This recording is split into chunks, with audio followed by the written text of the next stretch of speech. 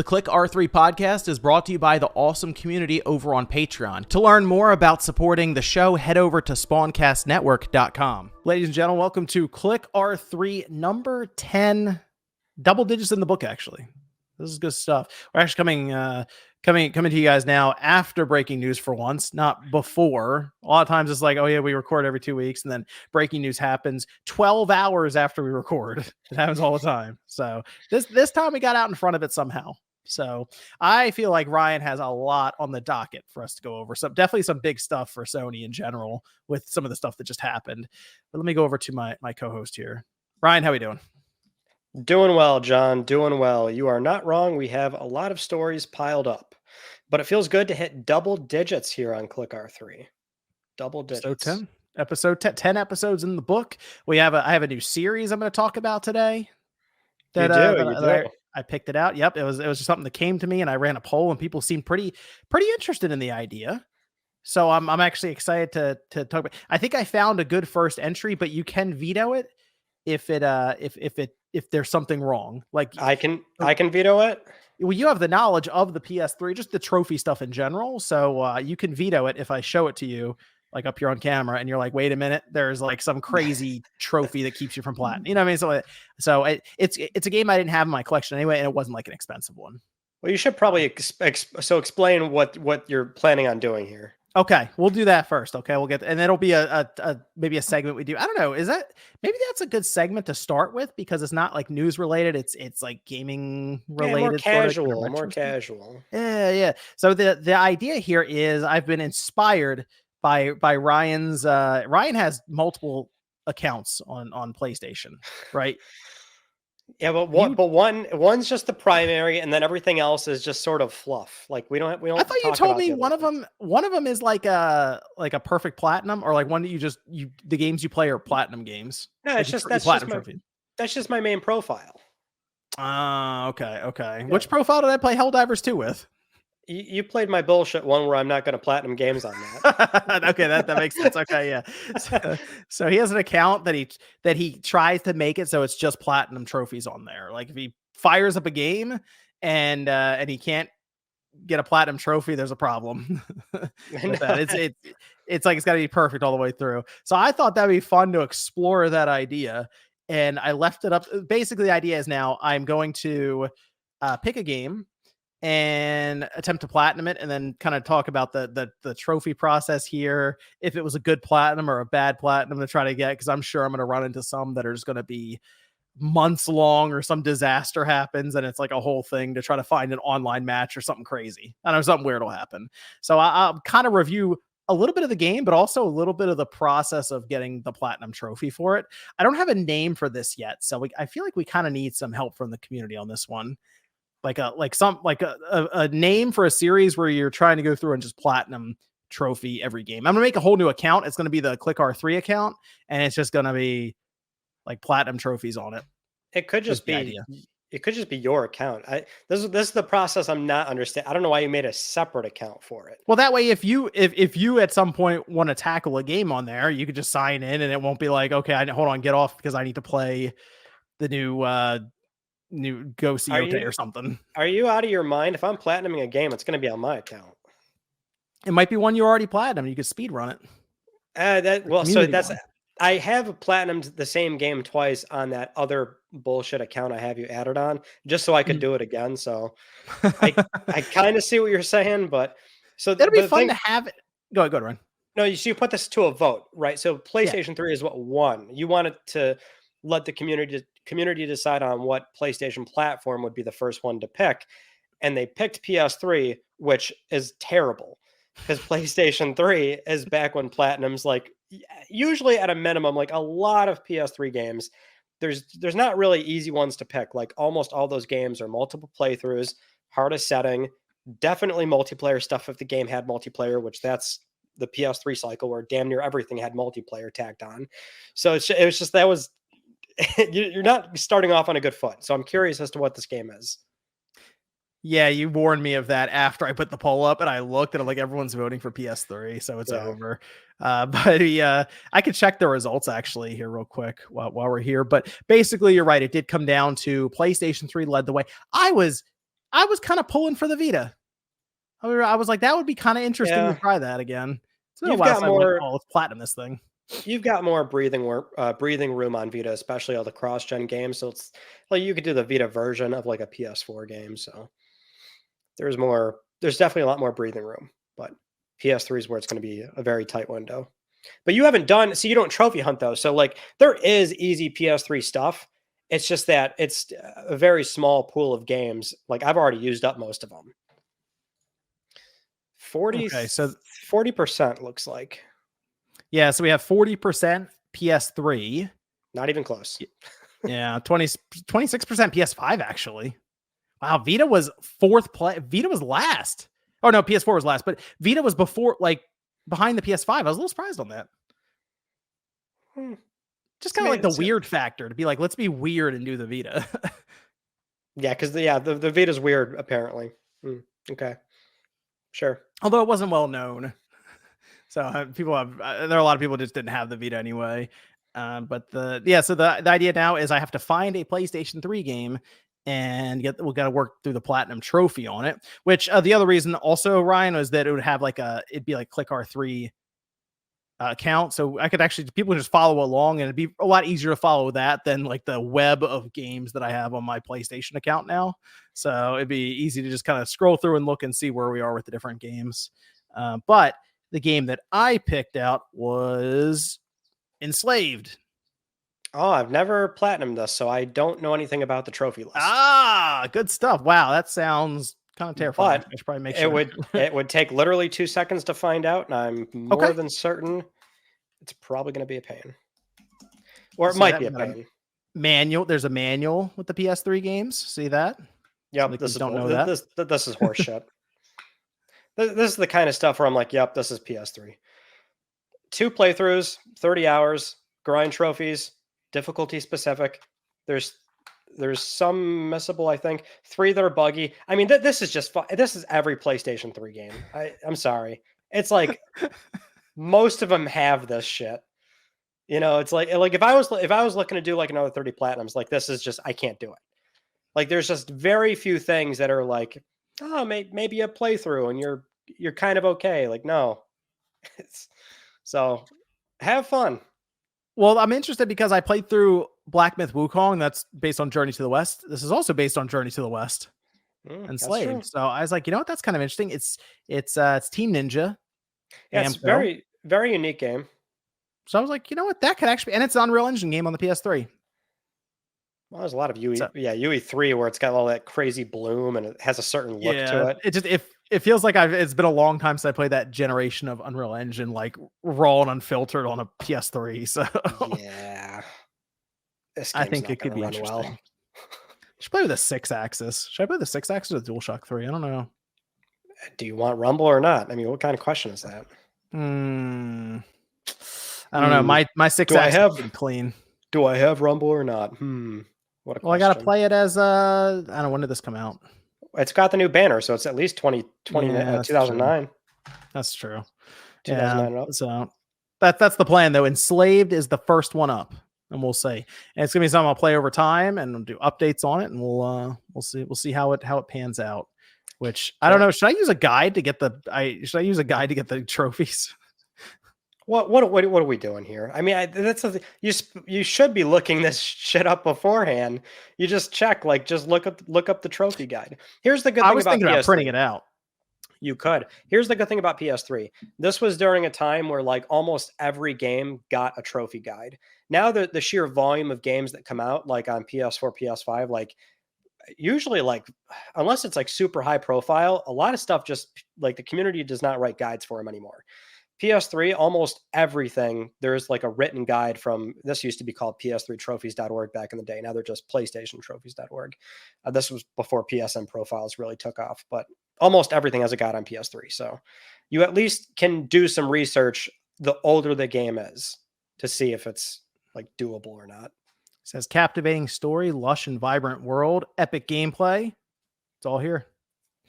It's all here. Well, I was thinking about printing out the trophy list and putting them in a binder. And then as I'm scrolling Twitter, I see Colin posted that he did that for Metaphor.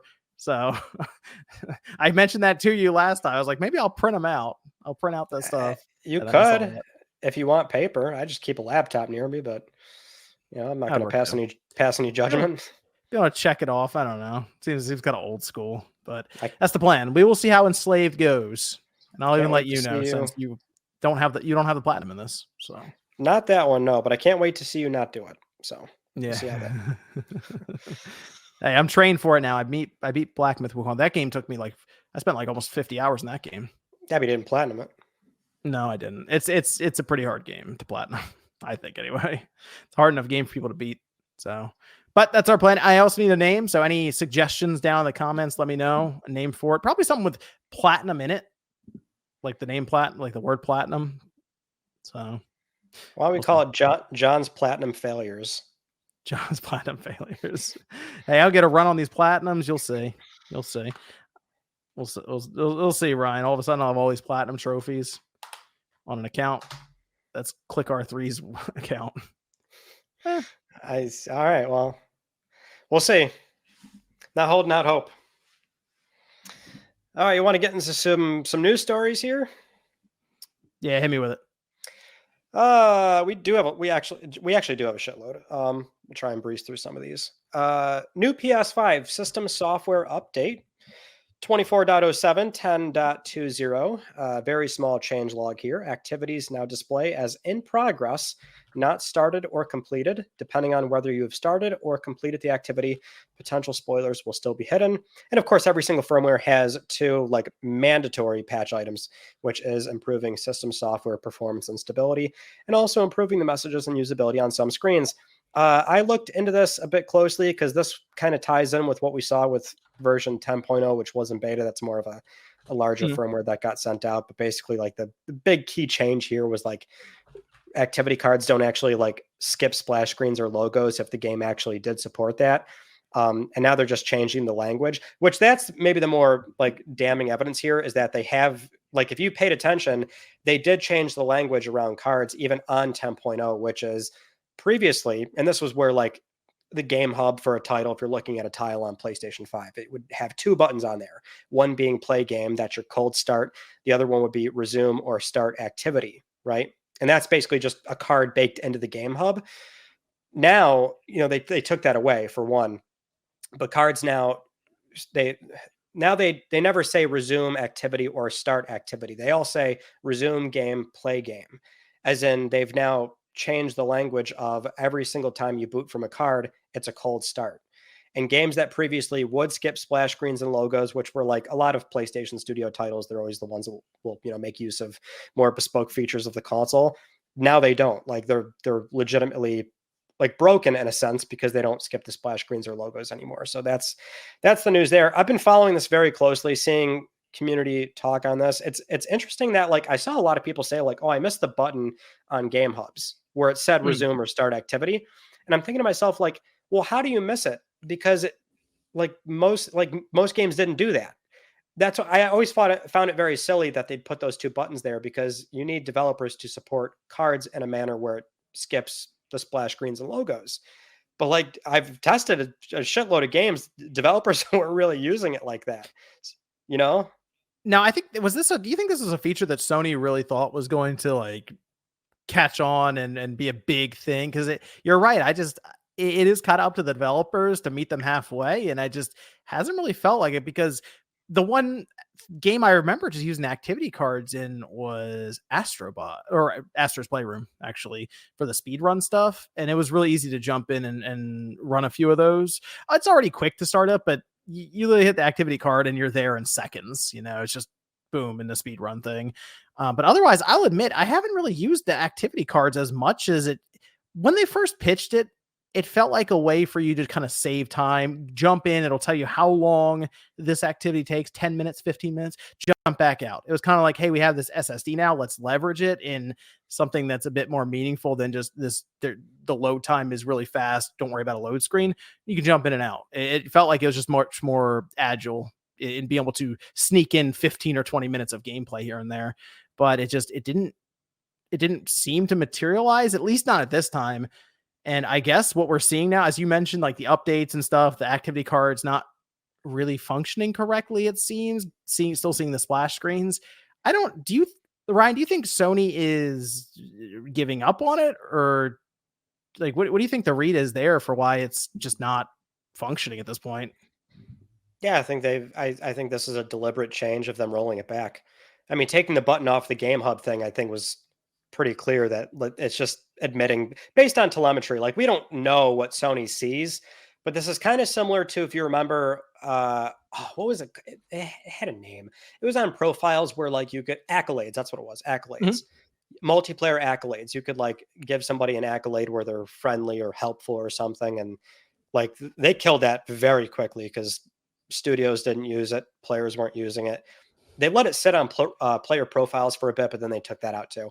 So it's the same right here. This just is foundationally a much more important part of cards. Now, cards are still there, right? Like if you evoke the control center and a game has cards, they're still there. Like as you were saying, like the goal of cards initially from Sony's point of view, and they outlined this like back in 2020, is they want to, reduce friction on players that want to like because they're trying to grow with their audience, right? Right. Recognizing that young people are now much older. So that's why like developers have the option of putting like separate objectives and oh, this objective takes 5 minutes. This takes 15.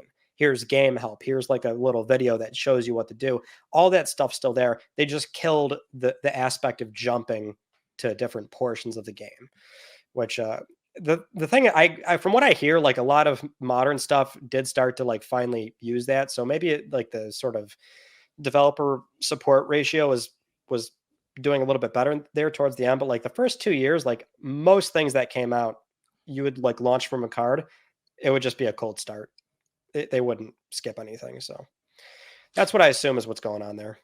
I did notice that when this was brought up, because I brought it up too, because I thought it was interesting, the situation activity cards. A lot of people didn't even really know activity cards were a thing. That they I could don't do that. know. It seemed, I don't know, Sony just didn't. I mean, initially they showed it to us. I remember seeing a whole briefing, like a guide thing they put out on it. I feel like was that with the initial showing of the PS5? I remember that was a Yeah. part of a longer form video where they're like, "Look, activity cards, jump into a game immediately." I I don't know if it went over people's heads or they just didn't really think to look at it, but it's not something that was well known for a vast majority of people, it feels like, or many people.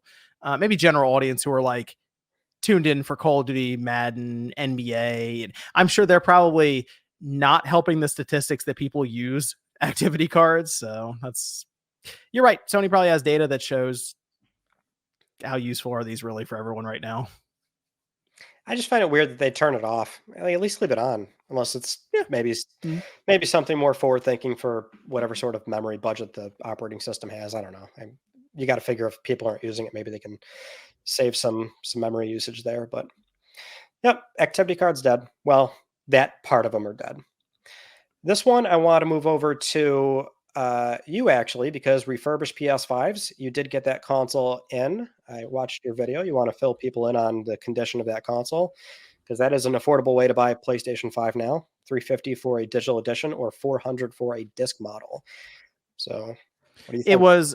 I will say this: the everything about it looked like a brand new system for the most part. Like the packaging, it sounds funny to harp on the packaging for it, but I've seen refurbished systems that are just it's just the system in a paper box basically, and it has no markings and it's not a lot of care put into it. It's like, hey, you're buying a product that has been fixed up essentially and sent back out. So you kind of expect it to show up in just basic generic packaging that hopefully works when the UPS person throws it against the wall. This was actually like the PS5 unboxing experience for the brand new one, but with the refurbished thing. And honestly, if they didn't have the refurbished badge at the top, because there's like a banner, there's technically a sticker on the bottom as well, you probably could pass it off as a brand new one and gift it to somebody and they would never know. The only thing I noticed though, Ryan, was I think the only because they say it's going to be a case by case basis on the amount of wear on the system, like physical wear. So some people could get one that has a right panel that's like the texture's missing at the top or, something little like that. The thing that I noticed on mine is that there were a lot of micro scratches on the glossy plastic, which is kind of hard Yeah. to avoid that in general. Like dust can scratch it. So it's glossy plastic was like, if that was matte plastic from the start, we wouldn't even be talking about it because glossy plastic is just so easy to scratch. But it functioned well.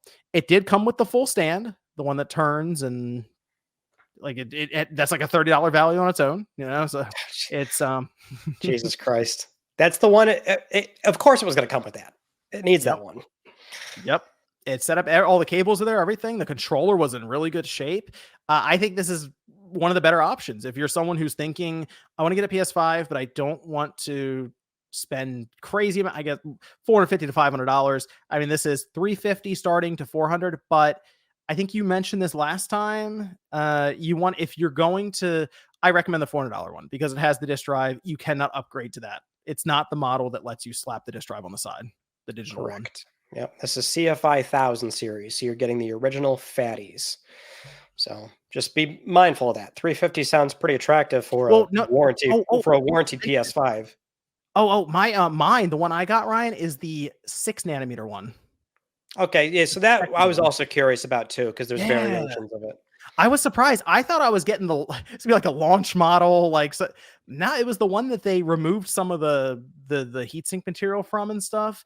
But it runs technically cooler and pulls less power. So people look at that. Some of the people look at it as the quote unquote better one. They're pretty much a wash in terms of functionality, but I mean, technically it pulls less power. So there's that. But it's a newer original PS5. But you're right. You can't change the disk drive out. So keep that in mind. I recommend spending the extra $50 and just getting that disk drive just in case. That is if you want a warranted PS5 from 1 year warranty. You're right. Yeah, that's used. However, I don't know if you saw this rumor we got for Black Friday PS5 deals. This was reported on by Bilbo Kuhn, writing for Deal Labs, where Sony will apparently offer 2 new PS5 bundles for Black Friday, PS5 disc drive or digital consoles, with a download code for 8 exclusive Fortnite skins and 1,000 V-Bucks.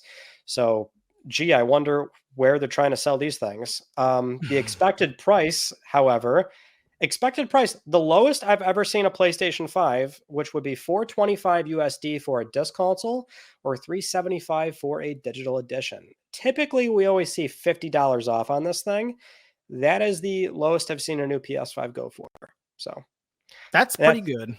That's new. Yeah. So we're still a few weeks away. Well, actually like a month away from Black Friday actually kicking off. So, just bear that in mind. The refurbished ones are obviously a good deal right now, but I mean, you're not far off from a new one if you can wait. So might want to hold off on that.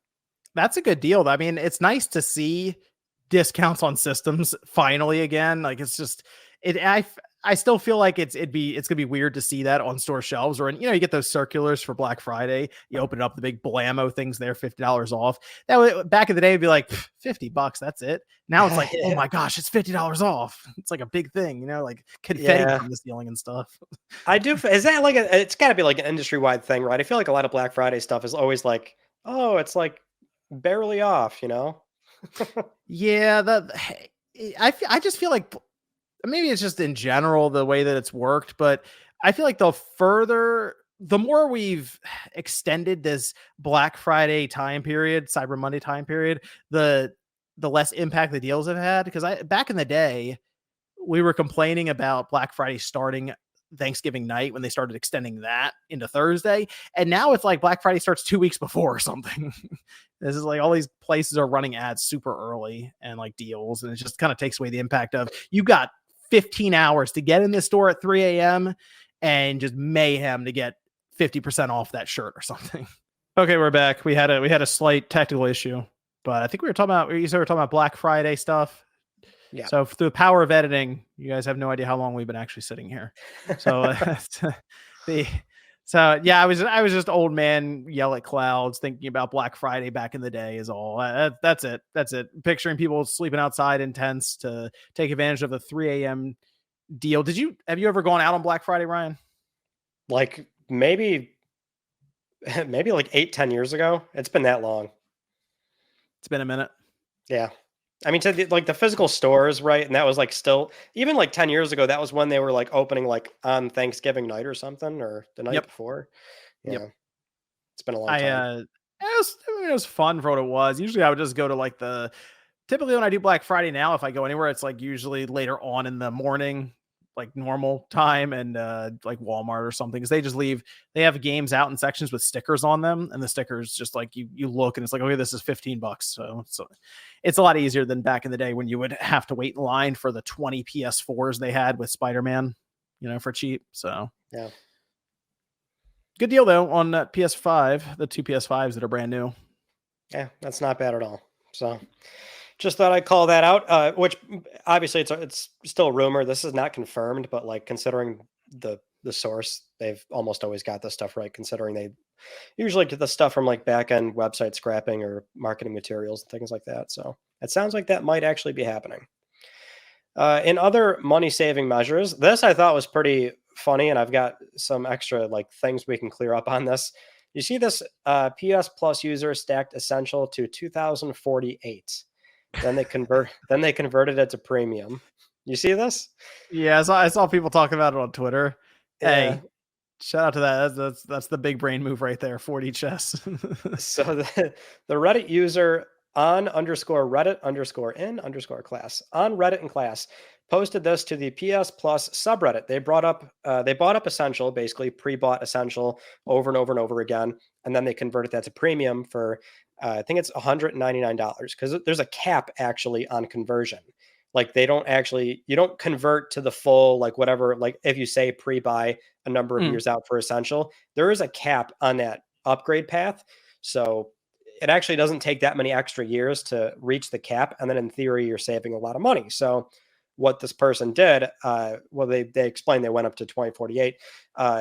So their all-in cost was about $1,400, representing a savings of over $1,000 because they converted, again, Premium with the cap to Premium with the cap.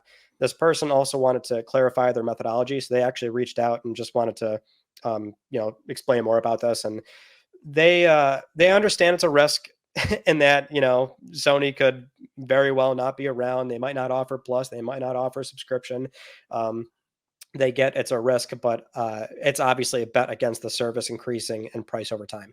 They also think that they'll be gaming for most of their life on PlayStation anyway. They don't expect subscription services to go away. And they also saved more on this because they buy discounted gift cards and they use those funds as well. I guess they buy and sell games too. So like their all-in cost is like they were not stacking the savings.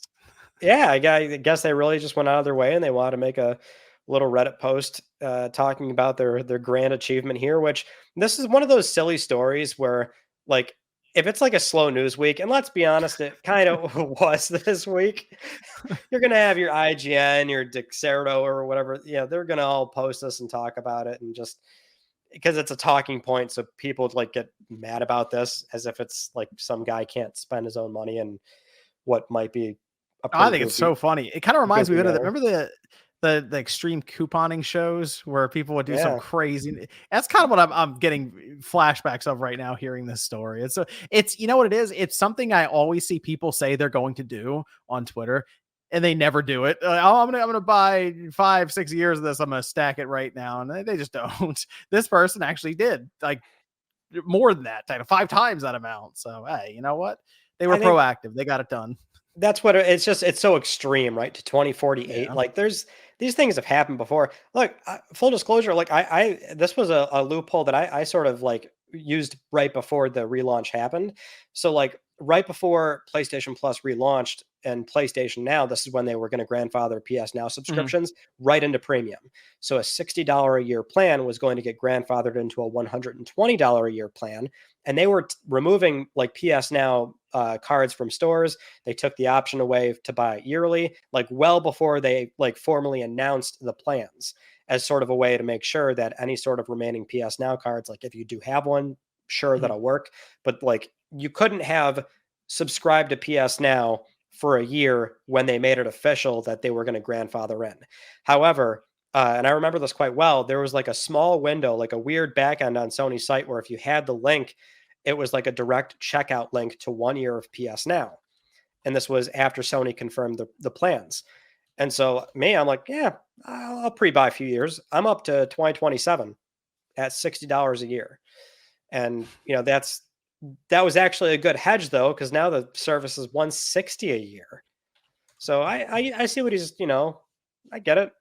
It is a risk, obviously. I mean, there is a certain at 2048, there's very much the possibility that the company goes away or they don't honor subscription 24 years. or It's two give it back. generations from now.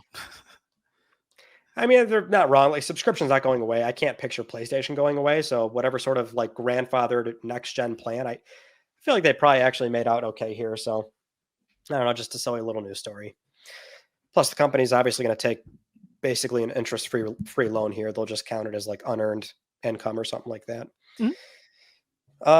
More like money related earnings type stories. We have PlayStation Stars. They removed the option to redeem wallet funds. So one, there's the new terms of service that went out. It's not new because they outlined this back in August. That's just the TOS you have to agree to keep being a PS Stars member. That's the terms where you're no longer going to earn points on PlayStation Plus or any game subscriptions on PSN. And also points are going to expire after a year now instead of 2 years. But this also around the same time frame on PlayStation Stars, it seems to be like a regional thing. Mileage varies. Some people in the US and Europe, it's completely different here, but some people don't have the option anymore to redeem wallet funds, straight up like $5, $10, $25. Some people only have a $10 option. Some people only have a $25 option. Some have none. I don't have any option right now. There's like plenty of like game redemptions you can do, but that's what's going on there. Actually, a more recent development, some people are now saying they can't even redeem the games as well. So it might just be a matter of, and for whatever reason, like PlayStation Stars again is having a weird back end issue because they just had an outage for like a few weeks. So maybe it's that. My gut thought initially was like, ooh, I really hope this isn't like A/B testing and they're trying to see like, what is maybe the more optimal thing here. Because obviously the program has been around for a year now and they're making changes already because there's a certain percentage they're paying out to users. It's still a rewards program.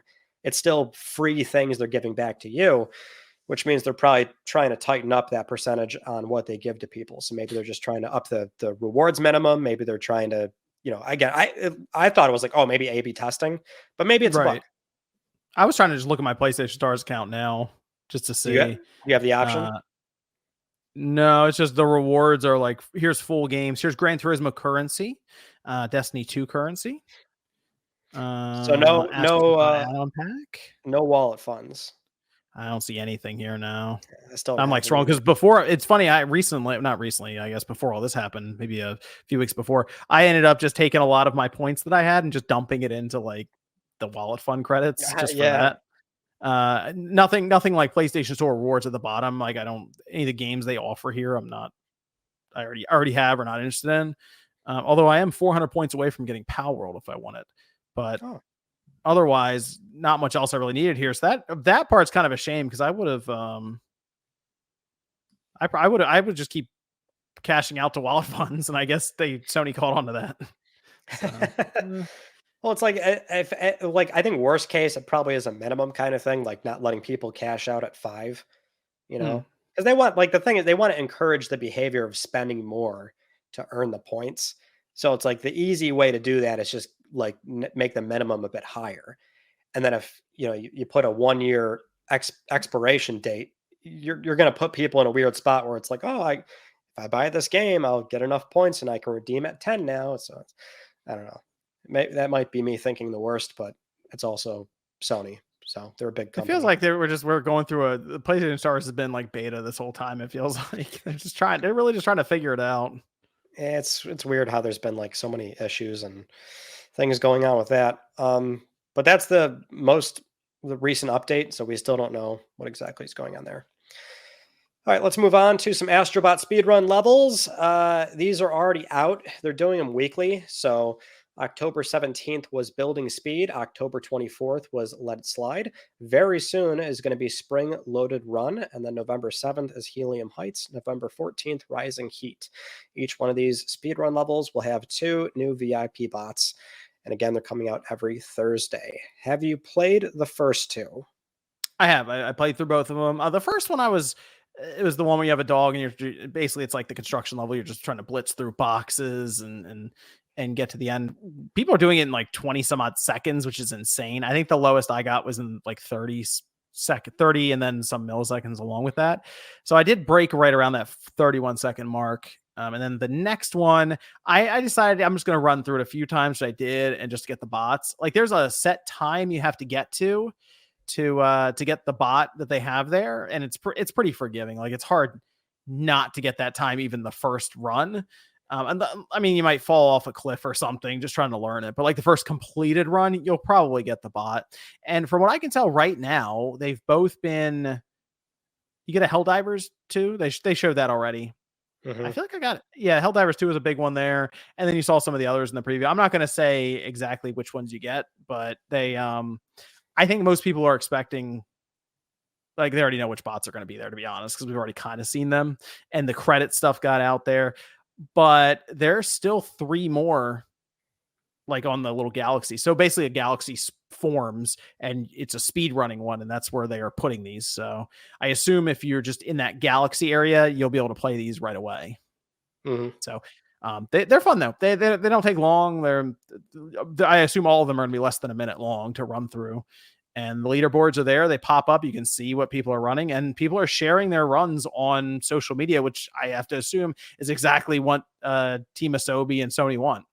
So yeah, smart idea. I like the cadence of release. I don't mind the weekly releases. I think it's kind of cool. Yeah, I don't mind it. I would have preferred it all in one go, but I mean, it's almost like that sort of episodic thing. Like every week you've got the back and forth on the timeline, which has been cool to see. Some people are very fierce about it. So very fun stuff there. How about an update on Astrobot sales? Because the game is still doing reasonably well. We have every indicator that the game is probably doing good for Sony. So we have Christopher Dring of GamesIndustry.biz. They had noted that the game sales are 34% higher than Sonic Frontiers, 52% bigger than Crash 4. They went out of their way of saying that this has basically been like the best 3D platformer in terms of sales performance outside of like 3D Mario's basically. US sales data coming in from Matt Piscatella of Circana. Astrobot was the second best-selling game for the month of September, ranked by dollar sales, which notable there, given Astrobot is not a full like $69.99 MSRP. It was only beaten by EA Sports FC25, and I guess kind of a noteworthy thing. You've got The Legend of Zelda: Echoes of the Wisdom. That was number 4, but Nintendo, of course, does not disclose digital sales data, so that might be something where it's like in that neighborhood, maybe close to it, maybe it was beaten. But it's just, I think it really highlights that the game is this game's got to be profitable for Sony at this point. These are really good sales metrics for what is more of a a game that's on a modest budget. Yeah, second in the MPD. I mean, it's behind what FC, which yeah, that's going to top the sales chart when it comes out, and it probably, I mean, it could even next month. We'll see, but I think you're right. I think the modest budget on this thing, 3-year development cycle in Japan. Yeah, I think if they, as soon as it gets to like the million mark, they're probably like, oh great, this is awesome. We're break even, and we're looking at, okay, let's run up the sales and make some money on this thing. I do kind of think this is going to have a pretty good run during the holidays. It feels like a good holiday. It feels like a game to gift to people. I don't know. It's that kind of that general audience thing. So you could buy it for kids. Like if you go to the store and you don't know what game to get for your nephew or something, and you're like, I don't want to buy and be the uncle who gets the mature rated game and maybe gets the side eye. I'll get a Astrobot. That's a good game. It's like the Mario for PlayStation. I feel like that's the position Sony should try to put themselves in. Come up with a, not on the level of Mario, but like that kind of general audience platformer that's new, brand new. I know Ratchet and Clank is there, for example, and Sackboy, but those are a little older. This is like the new thing to check out.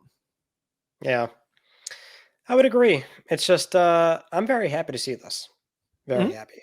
I'm curious if Sony will ever disclose a number. That I'm not so sure. They're very picky and choosy with that stuff. I mean, it's like I would have never thought we'd get a number from like Returnal, but they did do that before the Insomniac breach. So it's investor meeting coming up though. Maybe they drop that there. Maybe they drop some plans for more Astrobot stuff. We do have financials coming up, so we'll be having that to discuss. Which it'll be interesting to see how they handle certain aspects of their business, which will talk about later in the show. First, we have more sales news, though, that being disc PS5 consoles versus digital PS5 consoles. So this, again, comes from Matt Piscatella of Circana over on Blue Sky. He also disclosed that 40% of all PS5 consoles sold in September were digital editions. But lifetime in the US, digital represents 18% of all PS5 hardware sales. So 82% lifetime in the US are, in fact, disc consoles. Matt also, on the flip side, broke down that for January to August of this year, games that are available both physically and digitally, we've got like a complete breakdown for all platforms here. So 53% of Switch games are digital compared to 52% last year. PS5 is now 78% digital versus 75% last year. And Xbox was 91% this year compared to 90% last year. The point he was making with that, at least, is how digital is still growing per se, but it's, slightly slowing down, maybe stagnating a bit. Like there's still that sheer volume of games on the other end where there's a lot of physical being sent out. Not really surprising data here as far as we always knew like Switch was the most physical. It was like about down the middle. PS5 was more digital than Xbox, even more so. But the ratio I've always heard for a long time with retail is that it was like an 80-20 split. For like at least 3 years, that's what I always heard. They were still mostly selling disc consoles.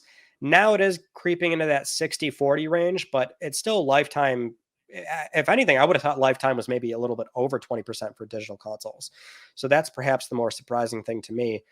Which even having the option for discs, clearly still people are buying disc consoles, but then they download digital games. So yeah, yeah, that's the kind of the issue. It's we see the number for the consoles and we're like, oh, cool, okay, good, physical still rolling along, and then we see the numbers for the games and we're like, oh, hold on, and people then start to line up in their mind. It's like, oh yeah, I guess people who buy the disc-based system, maybe they just bought it because that's what they could find. Because remember back when the system came out, I remember not really seeing many digital PlayStation 5s around. The only ones I'd find, and if you can find them at retail, you just picked up whatever you could then, but it would be the disc-based unit at like 500. So I feel like that kind of already set the ratio off a bit there, because I'm sure they're like Colin, we had him on a few episodes ago. He said he's never put a disc in his PS5. He has the disc-based unit. He's never put a Blu-ray in there, a game, nothing. So I'm sure there are people who are like that, where they bought it just in case and they still haven't used it like that. So I think what I know what you're trying to get at, Ryan. I think many people who are physical collectors is Sony still keeping a disc drive option around for the PlayStation 6. That's obviously what the buildup is here, where that we assume is another 4 years off. We have 4 years of more digital growth, continue to skew that number towards 85% digital, 15% physical before the end of this generation.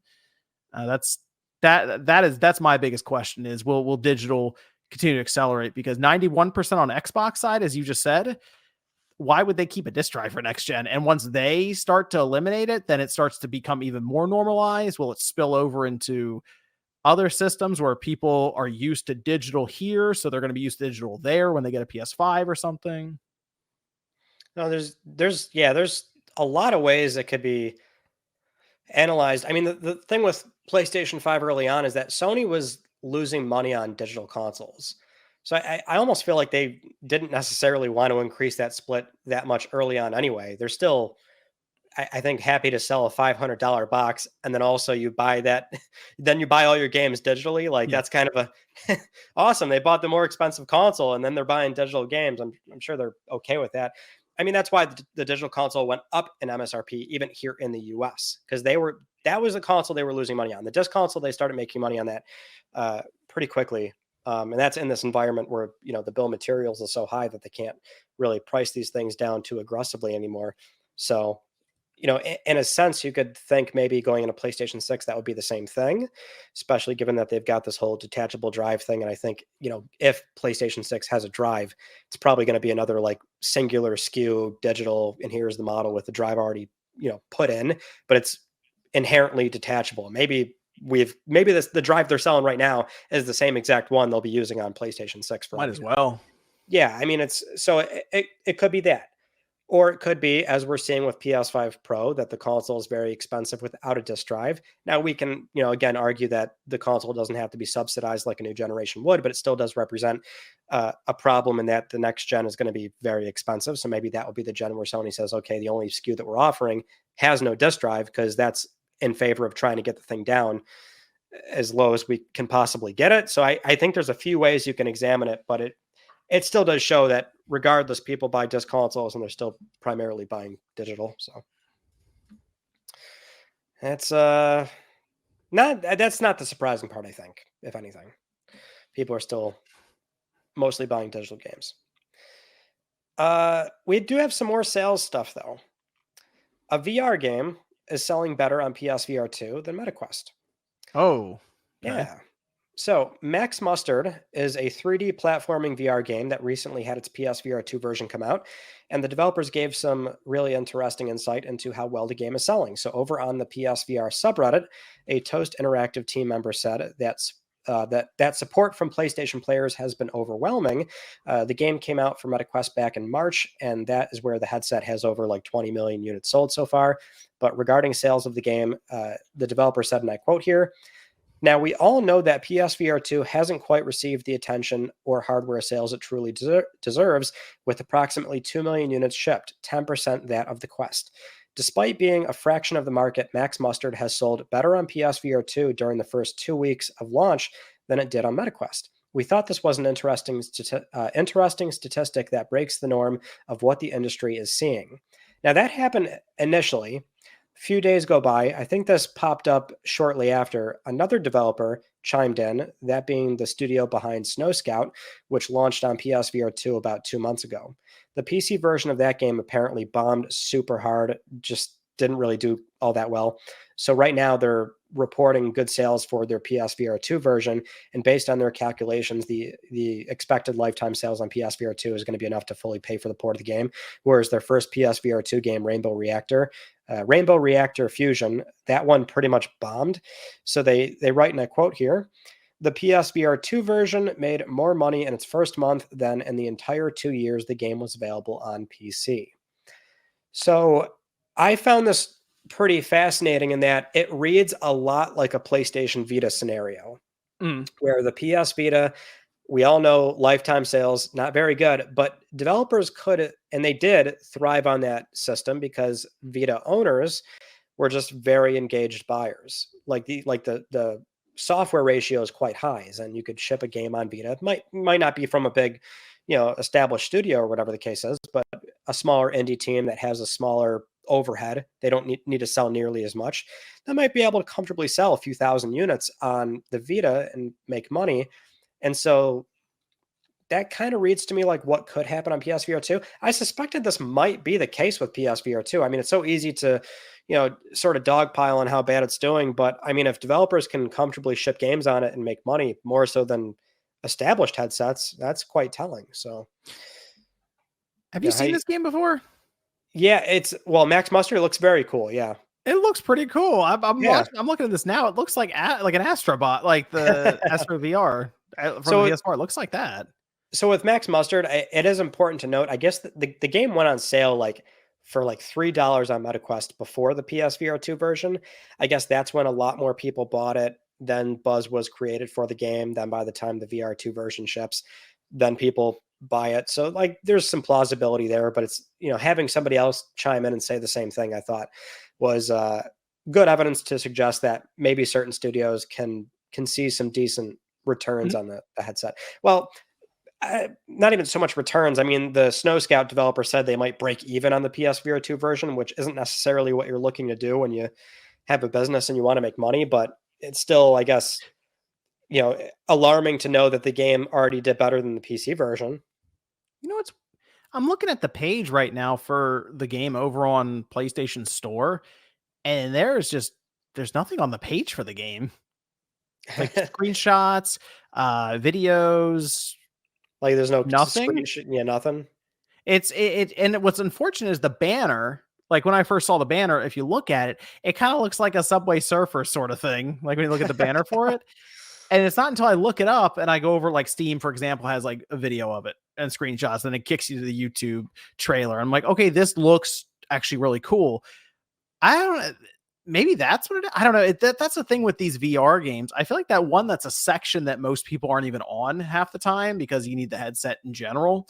But two, it just doesn't, it looks like it could just use a bit more dressing up here on the page. I would have no idea what this game was. Just looking at the PlayStation Store. Although I don't know what it looks like on the PS5. Maybe maybe some of that stuff is there. I do recall the store page being fairly light, which seems to be a common trend with a lot of PSVR 2 games for some reason. But I don't know. I thought that was weird. I mean, it's because like the thing is like 20 million units of MetaQuest. Like we all know, it's a standalone headset, cheaper, more affordable, sold to children. Like it's going to have a lot more out there. But you know, we have to talk about the kind of buyers that have that headset. The kind of owners that are using it, like, are they really engaged customers? Are they using it all the time? You know, are they too young to where they can't just buy games all the time?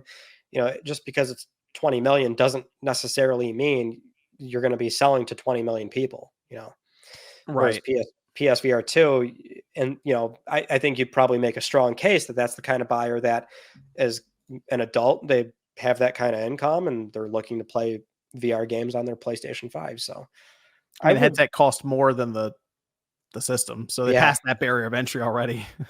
I'd love to hear from more studios. So if that is the case, then feel free to chime in. This is a 40 handcrafted levels too in this game. Huh. It looks cool. It looks really good. I haven't really picked up a VR game in a while. I'm gonna put that on the list. I might check it out. We'll see. Max Mustard. Maybe it's got a platinum. See, there we go. Now we're talking. Let's move on to Marvel Spider-Man 2 PC version confirmed, and also no story DLC planned. Announced during New York Comic-Con 2025, Marvel Spider-Man 2 coming to PC next year, January 30th. Port being done by Nexus Software. So it seems pretty par for the course, but the real contentious topic here for this news was also confirmed on the PlayStation blog by senior community manager of Insomniac Games, Aaron Espinoza.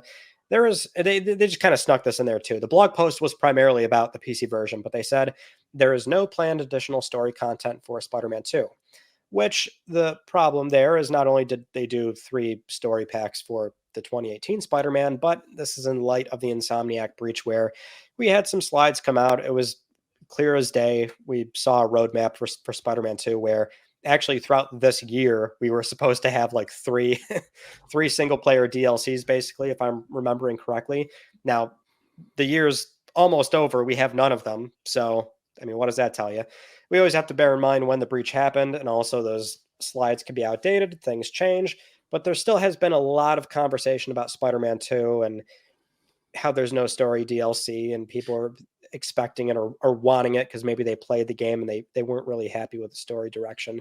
I'm curious what your thoughts are with this game, especially with, like, I guess now like the dust is settled, right? You know, it's like, did you have a good time with it? Or for Spider-Man 2, I liked Spider-Man 2. I did. There was one part of the story that I feel like was a missed opportunity, and unfortunately I can't say it here because it is like end spoiler kind of, like for the big character like Kraven, for example. That was in the Kraven's in the trailer, you know he's in the game, but there was a certain plot point I would have liked to have seen them explore, but they went a different direction with it. And unfortunately I think some of those decisions were a bit predictable with some of it, but the idea of DLC for this game, the only reason I would want to see DLC for the game, like story DLC, is if it was going to explore the side stories that you find in some of the missions. So there are certain missions that you can play through that aren't like required to beat the game. But if you sort of like wander off and find these side missions, they actually end up telling some interesting stories that introduce characters that I assume we're going to find out more about in the third one. But the only thing I would want a story DLC for is to explore some of those side stories that feel like they left that on a cliffhanger on purpose. And maybe it was for like new story DLC, but now maybe they're thinking, you know what, we're just going to wrap that into the third one. We saw those plans at one point that they were like just kicking around the idea of making Spider-Man 3 2 parts. Like, Yeah. so who knows where they are in the development and the planning for this thing at this point? I mean, it could be, they could have 2 parts and they're like, well, instead this DLC moves into that first part, like just as an example. So it's, things change behind the scene, plans change. Yeah, here's my question, Ryan, which I do actually have something else I want to mention here in a minute, but let me ask you this. How do you feel about DLC that shows up a year later for a game? Yeah, I have some I thoughts on that. Go ahead. no, yeah, this was my thing with it, is that I'm like, I'm fine with it not having it.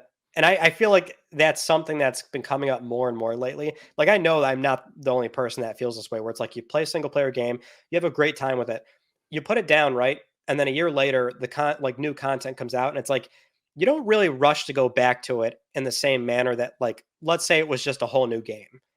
Like, there's so much like extra content on like a handful of PS5 games that came out now.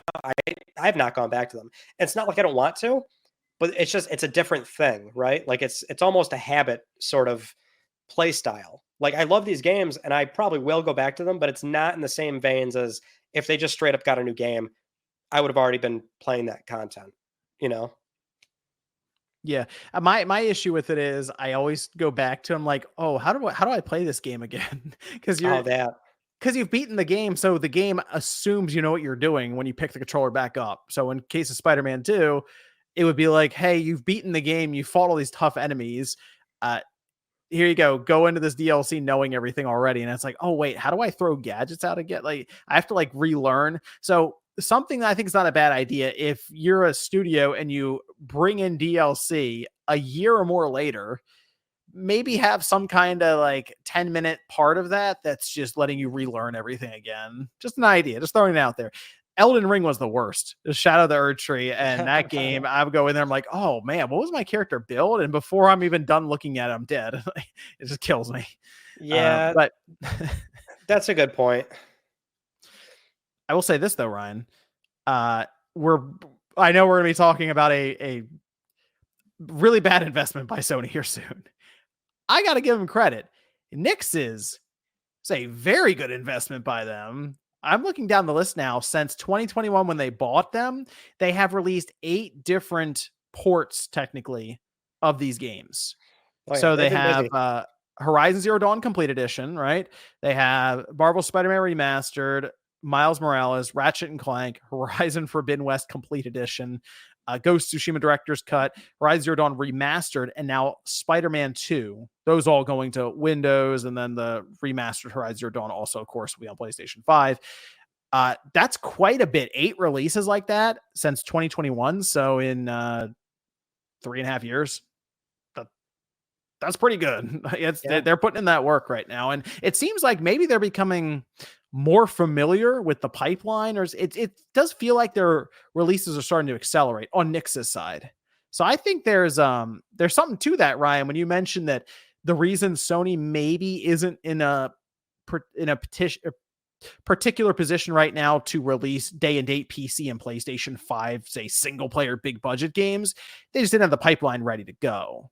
This is like a 1 year, a little more than that, 15 month turnaround. That's just pretty quick. Yeah, it is. Especially given that they're doing, I think for every single game so far, they're doing Steam Deck verification. Sucker Punch was getting their engine brought over too. So yeah, they've been very busy. And it's like, now that they're exhausting those titles, that like, this is what I'm like curious about, right? Is like, they'll still obviously have that sort of a role, which is doing the PC ports for upcoming PlayStation Studio games. But I want to know what they'll be doing like on the opposite end too, because Zero Dawn Remastered is kind of a new content project for them. So I'm still very curious as to what other kind of games they might touch that's not within the sort of typical scope that we normally expect out of them as far as like ports go. So Nixus has been, I think, a very, very sound investment for the company so far. They've gotten a lot done. I still see a lot of concern on social media around Sony continuing to technically shrink that gap down for these single player games for PC releases. It just seems like there's, I'm not saying all, obviously not all of them, but there are certain PlayStation fans that seem very uncomfortable with that idea. And I assume it comes down to concern that there won't be a PlayStation someday because they're releasing on PC. I don't think Sony's in the same position that Microsoft's in with their Xbox. Like Sony just seems to have no issue at all selling stuff. Like it just sells. I've seen the comparisons to just brands in general that have such selling power, like an Apple. And the more I think about that and the more I kind of observe Sony operating in the market, it does feel like it kind of doesn't really matter. They have that mainstream and they can raise prices on things and it still sells.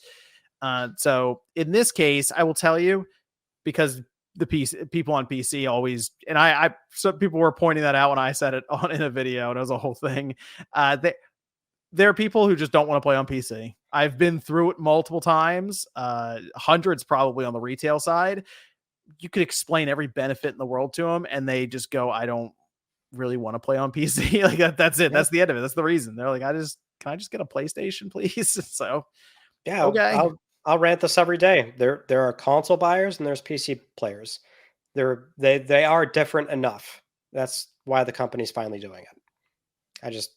I feel like they could absolutely maybe start doing day and date, and it would really not hurt them the way people are expecting that to hurt their bottom line. Even though, I mean, I'm surprised that the language at that most recent, was that the corporate strategy meeting? It was like that one weird circumstance where I think it was Hideaki Nishino where he had mentioned like, oh, we'd want, people to maybe someday buy the sequels on consoles. I'm like, I'm surprised you guys are still saying that, is that like just to sort of make sure shareholders aren't like spooked or anything? I'm like, I think you guys know, like PC buyers are not going to, and you don't really want them to anyway, to go out and buy a console just to buy one game. Like so I'm kind of surprised that they're still putting that language out there, but we'll see. Could be in the next 1-2 years. Maybe it'll look a lot different. Yeah, I'm thinking before the end of this generation, we see them take a swing at a single player PC and PlayStation release, like 2027-ish, maybe somewhere in there. Maybe. We'll see. I mean, in the grand scheme of things, a year delay is not even that big of a deal anyway. I mean, a year delay. So no. Let's move on to more PlayStation 5 Pro enhanced games. PS5 Pro coming out very soon. Next week. Next week, right around the corner. The enhanced, souped up PlayStation 5 console. Helldivers 2 is finally confirmed, so that's one you can play enhanced. Also, Pro enhancements are already live on PSN. That being The Last of Us Part 2. Stellar Blade has it on there. They're offering a high frame rate mode for 120 hertz displays. Spider-Man 2 and Rift Apart updates, are also available. That game, well, both of them are going to have ray tracing toggles. I think that's the first game I've ever seen to offer that on console, where you can actually set reflections to medium or high. So like full blown like PC style settings. Almost always so far it's been like performance or fidelity. You get two modes, sort of pick your poison. Now you've got more granular settings you can change. So you can mess with ray tracing, and you can also change RT ambient occlusion as well. You can set that to off, medium, or high. So I thought that was, that's new. And it's a very like an Insomniac thing. Like they've been really leaning into the more technical side of PlayStation 5 compared to a lot of other studios. Third-party stuff, Lies of P has a performance mode now that's going to support up to full native 4K. Remedy put out some comparison shots for Alan Wake 2, showing off PS5 Pro's quality mode with ray traced reflections, 60 FPS performance mode with increased visual fidelity. We're up to 83 total games confirmed now for PS5 Pro enhancements. That's way more than PS4 Pro had in the same time frame. So there's a lot of developer adoption. I mean, if there's one thing that can be said about this console, it's that you're going to like probably get mileage out of it. It does seem like we are getting these enhancements. I mean, they're trying to set it up for the release of the system, and I will admit we're getting closer, and I'm getting a bit more excited for it because it's becoming more of a reality here, more tangible soon. And I'm trying to figure out though is what the first game is to boot up. Yeah, that's what I'm trying to figure out. What's the move? What's the first game? I know mine. What's yours? What do you got? Jak 2. What? Yo, okay. Now that you're saying that, though, what if one of the enhancements for the PS5 Pro is that they do things like add ray tracing and stuff to old games like that, like PS2 games? Well, clearly that's not what they're doing, but it would be cool. That'd be Even cool. that's absolutely not happening. Wait, is we gonna get like some upscaling there for that? Hmm? As it's they said like select PS4 games will be upscaled to Mhm. well, I don't think they actually said 4K. It's just that they'll be upscaled.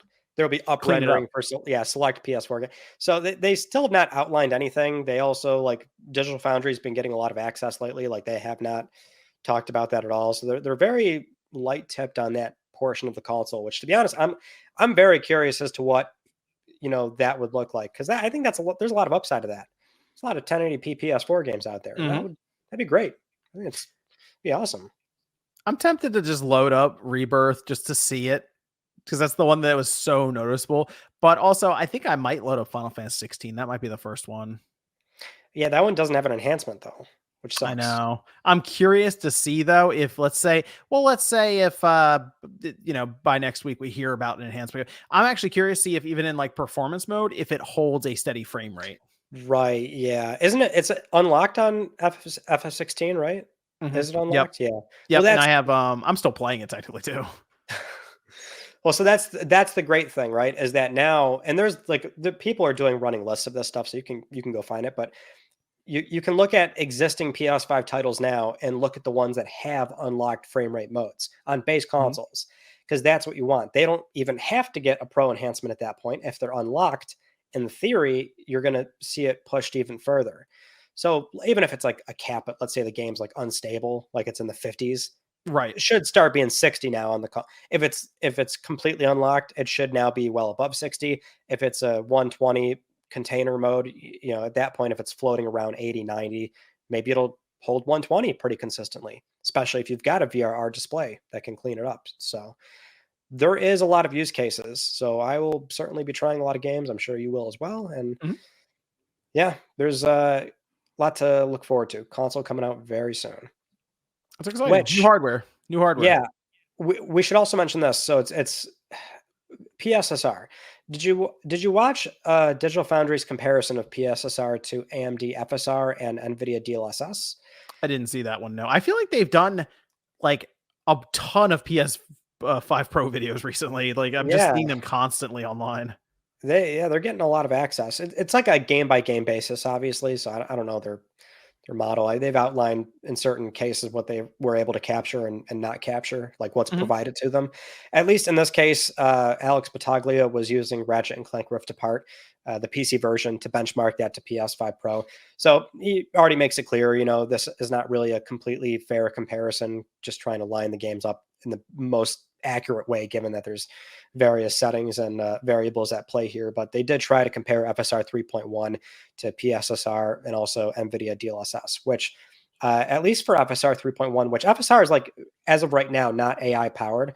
Right. 4.0 will be. Yeah. So it sounds like PSSR is like really good compared to 3.1. One comparison was showing Ratchet like swinging his wrench, and FSR has this really weird fizzling sort of motion effect that happens Like a as dithering kind of thing. yeah, as Ratchet's wrench leaves like the view and what's behind the wrench like fizzles out. And so that's kind of choppy looking. PSSR doesn't really have that artifact at all. PSR also PSSR seems to handle particle effects much better too, where these can have like a ghostly trail on FSR, but they don't seem to have that on PSSR. DLSS, however, that's where it maybe has a little bit of catching up to do. So PSSR has like this really weird, like it also has a fizzle, but it Mhm. happens with like very slow moving or basically static objects. Like if you sit and like stare at like foliage, you can see it's almost like a noisy layer is like hovering over the trees or foliage compared to like a static image that would be on even FSR or DLSS. And then another downside that was noteworthy here is that moving geometry can have some rough edges and shimmer where DLSS can retain a smoother appearance. It's not totally gone on DLSS, but that's one example where PSSR is a little bit behind there, which, I will say, I mean, I guess it's a strong showing for what is like 1.0 of PSSR. Mhm. The sort of thing we can we can theorize that PSSR over time is going to be, it's a machine learning AI. It's going to be getting better over time. Yeah. So you have to figure, I mean, this is a pretty good start initially, even for those that may not even want PlayStation 5 Pro right now. So, well, I think this in general is going to be the strategy going into next generation. And we talked about the cost for the PlayStation 6. I feel like the big focus is going to be AI, these supplemental AI chips that are mostly going to be in charge of trying to make just the image look better so that they can basically, yes, save on the hardware, but maybe get that 8K experience being a consistent thing, or just making it so 4K 60 is a constant reality. And I kind of feel like that's where we are now with diminishing returns. It's like, okay, how do we hold that resolution and frame rate and then also open up extra horsepower, say, for developers to do things in the world, lighting, physics, that kind of stuff. So I think what we are seeing right now, yes, it's a premium item that people are going to spend $700+ for, especially if they want a disk drive. It's in a stand, it's like $800 some odd dollars. But I think a lot of this is going to be just them developing over the next several years that will basically translate over to a PSSR 2.0 or something for the PlayStation 6. So it is early adopter territory for a lot of us, enthusiast level, but you're right. I think the initial showing here is pretty good. Like DLSS, people forget that's been around for a while and it's gone through a lot of development as well. So PSSR is not going to stand up to DLSS day one, but it does intrigue me when it comes to these upscaling techniques as a way to really tackle that resolution, that frame rate, without just saying, here's $1,200 worth of hardware in a box to make it work. And it's going to draw, 800 watts or something crazy. And hopefully everything works. It's like, okay, I like the more, what would be the word for it? The more, it's more of a strategic, like more of a finesse kind of system to get it done. Yeah. Yeah. That's, I see what you're saying. It's PlayStation 6. Like you could completely brush off PS5 Pro right now, but it's bodes well, I think, for where the company is right now. Especially given, let me propose this to you. Going into PlayStation 6, if they do have this 2 SoC setup, and let's say we're going back to a handheld that has local play, PSSR could really help the budget for those games as well, right? Okay. A handheld with PSSR? Interesting. Well, so I'm sure I would have no problem saying I'm sure they're exploring that. Doesn't mean it's going to happen, but it's a use case, right? Yeah, I mean, we see a lot of these lower power chips that are utilizing AI now with supplemental chips. So I actually wouldn't be shocked if that was the move. It's like, hey, we can put a 1080p screen in there and we can figure all this out with battery life and stuff, and we'll upscale an image to look really nice on the small display. I wonder if they would go the route of it also docking, like having a dock set up that would use that too. Yeah, you would think. A lot of potential there, a lot of possibilities. I think the future is maybe a little bit more exciting than we otherwise would have thought. Let's move on to Lego Horizon Adventures. It has gone gold. The game is coming out, which is very good. Also, I thought this was maybe more surprising. I'm not sure what you thought about this. Lego is the one that pitched the game initially. So this was part of a Washington Post piece where Gene Park spoke with Kate Bryant, the project lead on Lego branded games. And that was where we learned after the tall neck Lego set, it was Lego that wanted to do the game and they proposed it. And I guess Sony and Guerilla were all for it. And then that's where Guerilla teamed up with Studio Gobo to co-develop this title. I mean, it's especially because I think everybody saw this game and we're like, oh, okay. Like how did that happen? So I would have thought maybe Sony was the one that wanted to explore this further. To me, I bet you Lego pitches ideas like this all the time. There are probably so many that are just in the inbox right now of Lego all the way down. Like I'm sure they've pitched it to Nintendo. Microsoft's probably gotten pitches. I'm sure they pitched to Disney and all these places constantly. So maybe this is one that just kind of went through. And they're like, oh yeah, Horizon. Let's see what happens. We don't have enough of those games. Yeah, but we need more. No.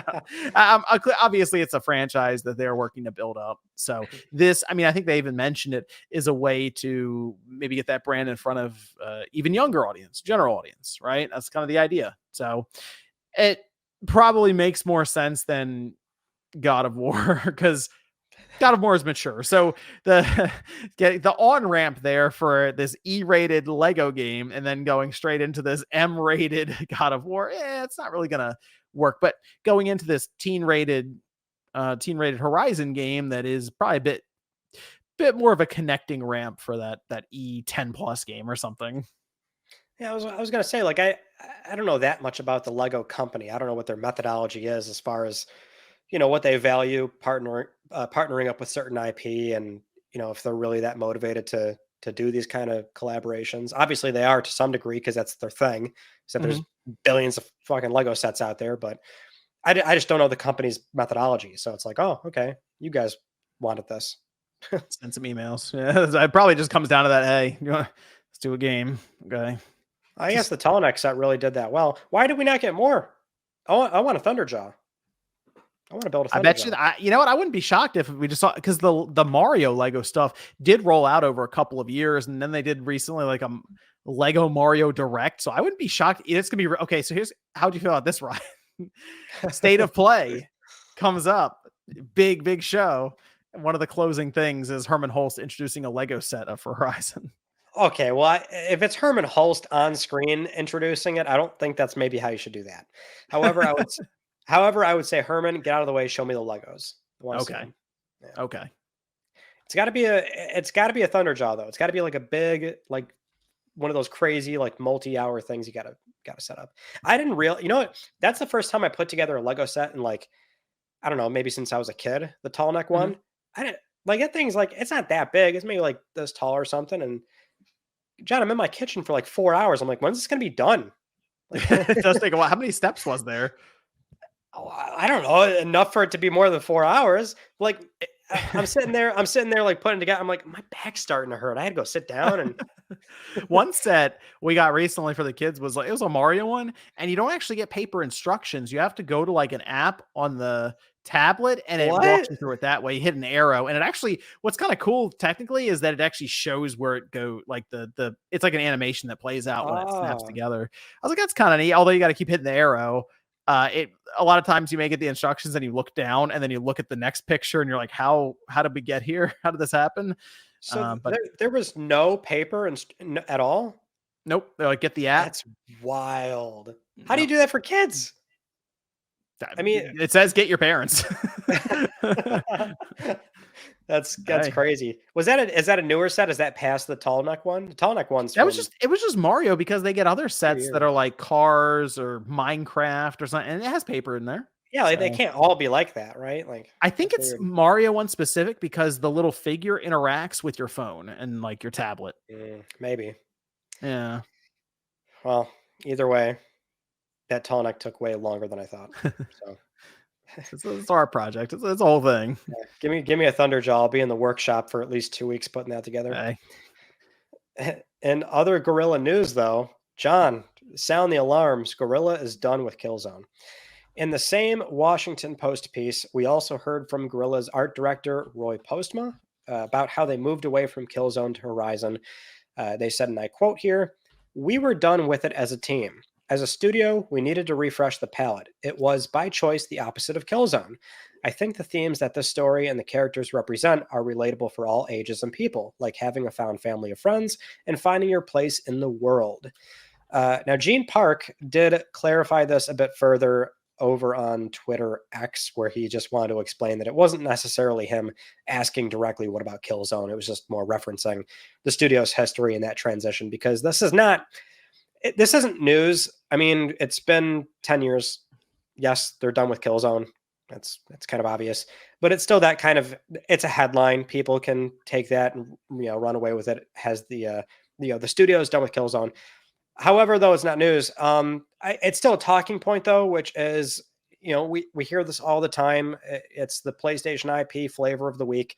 Should Sony bring back X, Y, and Z? Now it's Killzone. Mhm. So should they bring back Killzone? Is it My question ends up becoming, because again, we've talked about this multiple times with Horizon. Is it the fact that people really want Killzone, or is it the fact that people just don't want another Horizon right now? Because that's what I see online a lot. It's like, man, Guerrilla's doing Horizon, and then here's another Horizon game, here's another one, and they go, why can't they just go back to Killzone or something like that? They just pull something out of their head from like the past.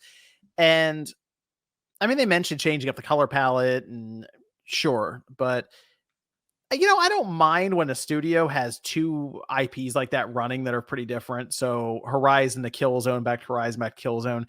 And maybe it's just when they get on this run of just Horizon, Horizon, Horizon, Horizon, it just fatigues on people. I wouldn't mind them saying, you know what?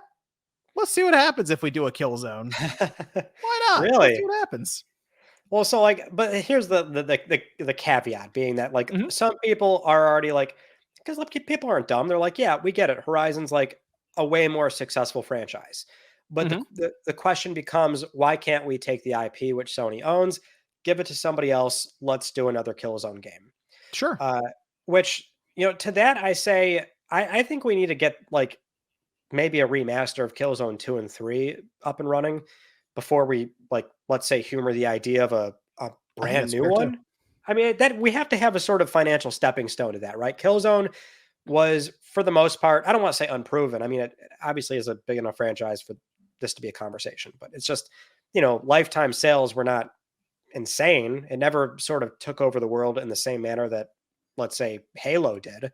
It's a very iconic first person shooter on PlayStation 3, which I love the game. I love this franchise.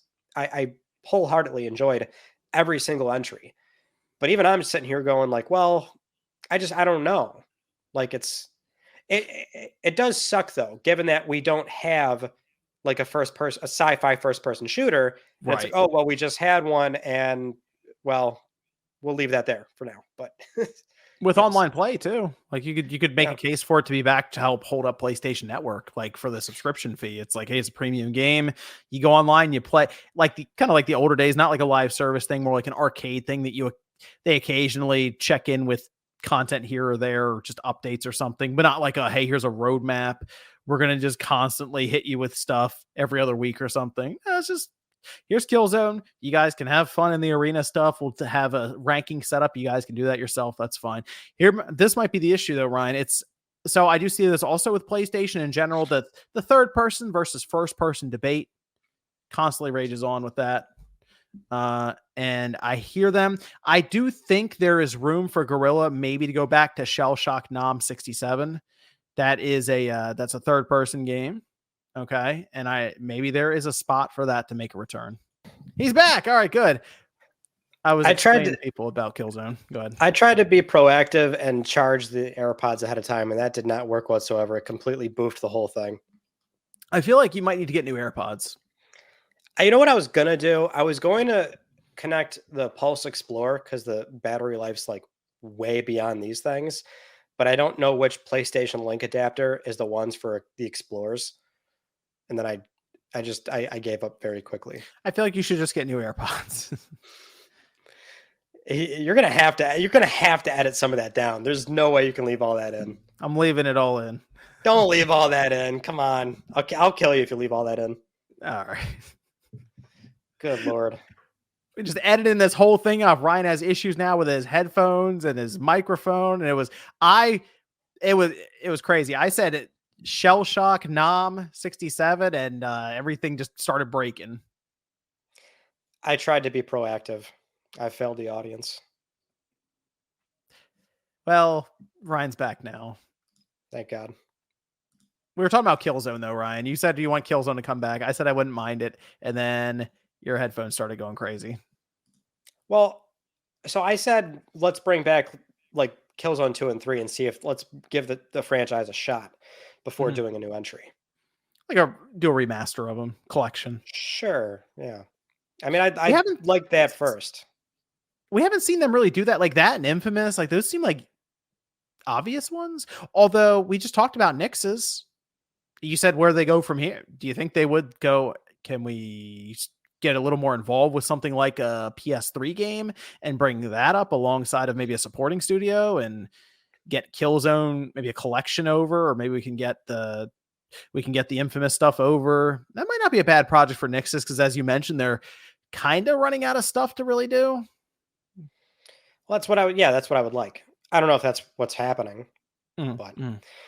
I mean, it's just there's a handful of PlayStation 3 things they could probably do. So let's get that on board. I mean, at a certain point, like we have to have some of these older things brought forward, not just for modern playability, but I'm sure the company would like to see like maybe these things would do better than we think, and maybe that would Mhm. give us the sort of you know safety net and comfortability of like, okay, we can greenlight a new entry by say another studio. That's the other thing too. Like some of these studios, I mean, damn near all of them. I mean, this was all a very creative decision internally. It wasn't necessarily Sony. It's like Insomniac wants to move on, Naughty Dog wants to move on, Guerrilla wants to move on. That's the problem with this conversation with PlayStation IP X, Y, and Z. Like I said, today's Killzone, it's going to be something else tomorrow. The company has just a crap load of IP. Yep. Not at a certain point, like things are just going to be put behind. Not everything is going to get brought back. But if we want to humor that idea, then we have to maybe, see how they'll do in the short term on a more modest budget. And Killzone, I would say, has not proven itself to the same degree that other properties necessarily have. And that's coming from a Killzone fan. I love these games. I've played a shitload of them. I've earned my stripes. I'm not in the same view of like, we have to get another Killzone. Right, right. Do you think I mentioned that Horizon, like Zero Dawn specifically, sold what, like 20 some odd million copies? Yeah. Everyone always seems surprised when that's brought up. Like it seems shocking to people that it sold that well. So I'm not really sure what the deal is with Horizon Zero Dawn, and because whenever we talk to people about it does seem that we don't run into as many fans of the series as you would figure with those kind of sales numbers. I don't know. This conversation's getting.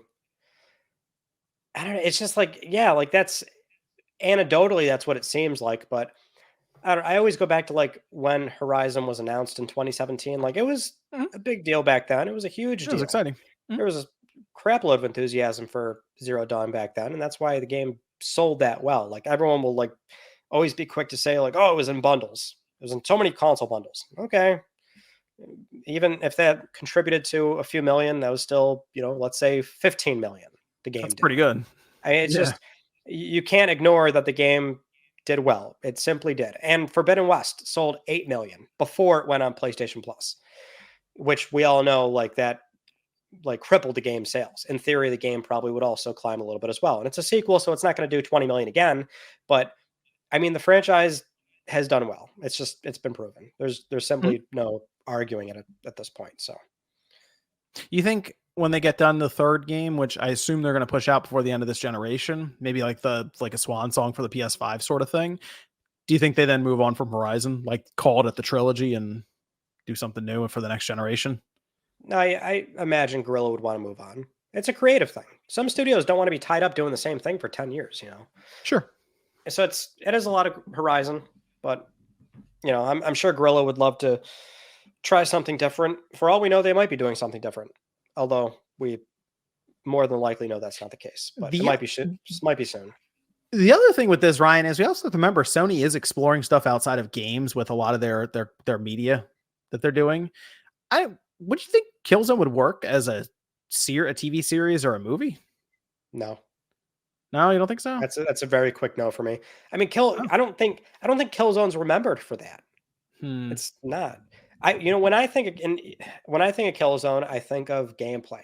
I think of that very heavy weighted like no FPS game, very few that I've played feel like Killzone, where Mhm. the weight of the character is just you can feel it, and you can also feel the feedback of the bullets as they connect with the Hellgast as you're shooting at them.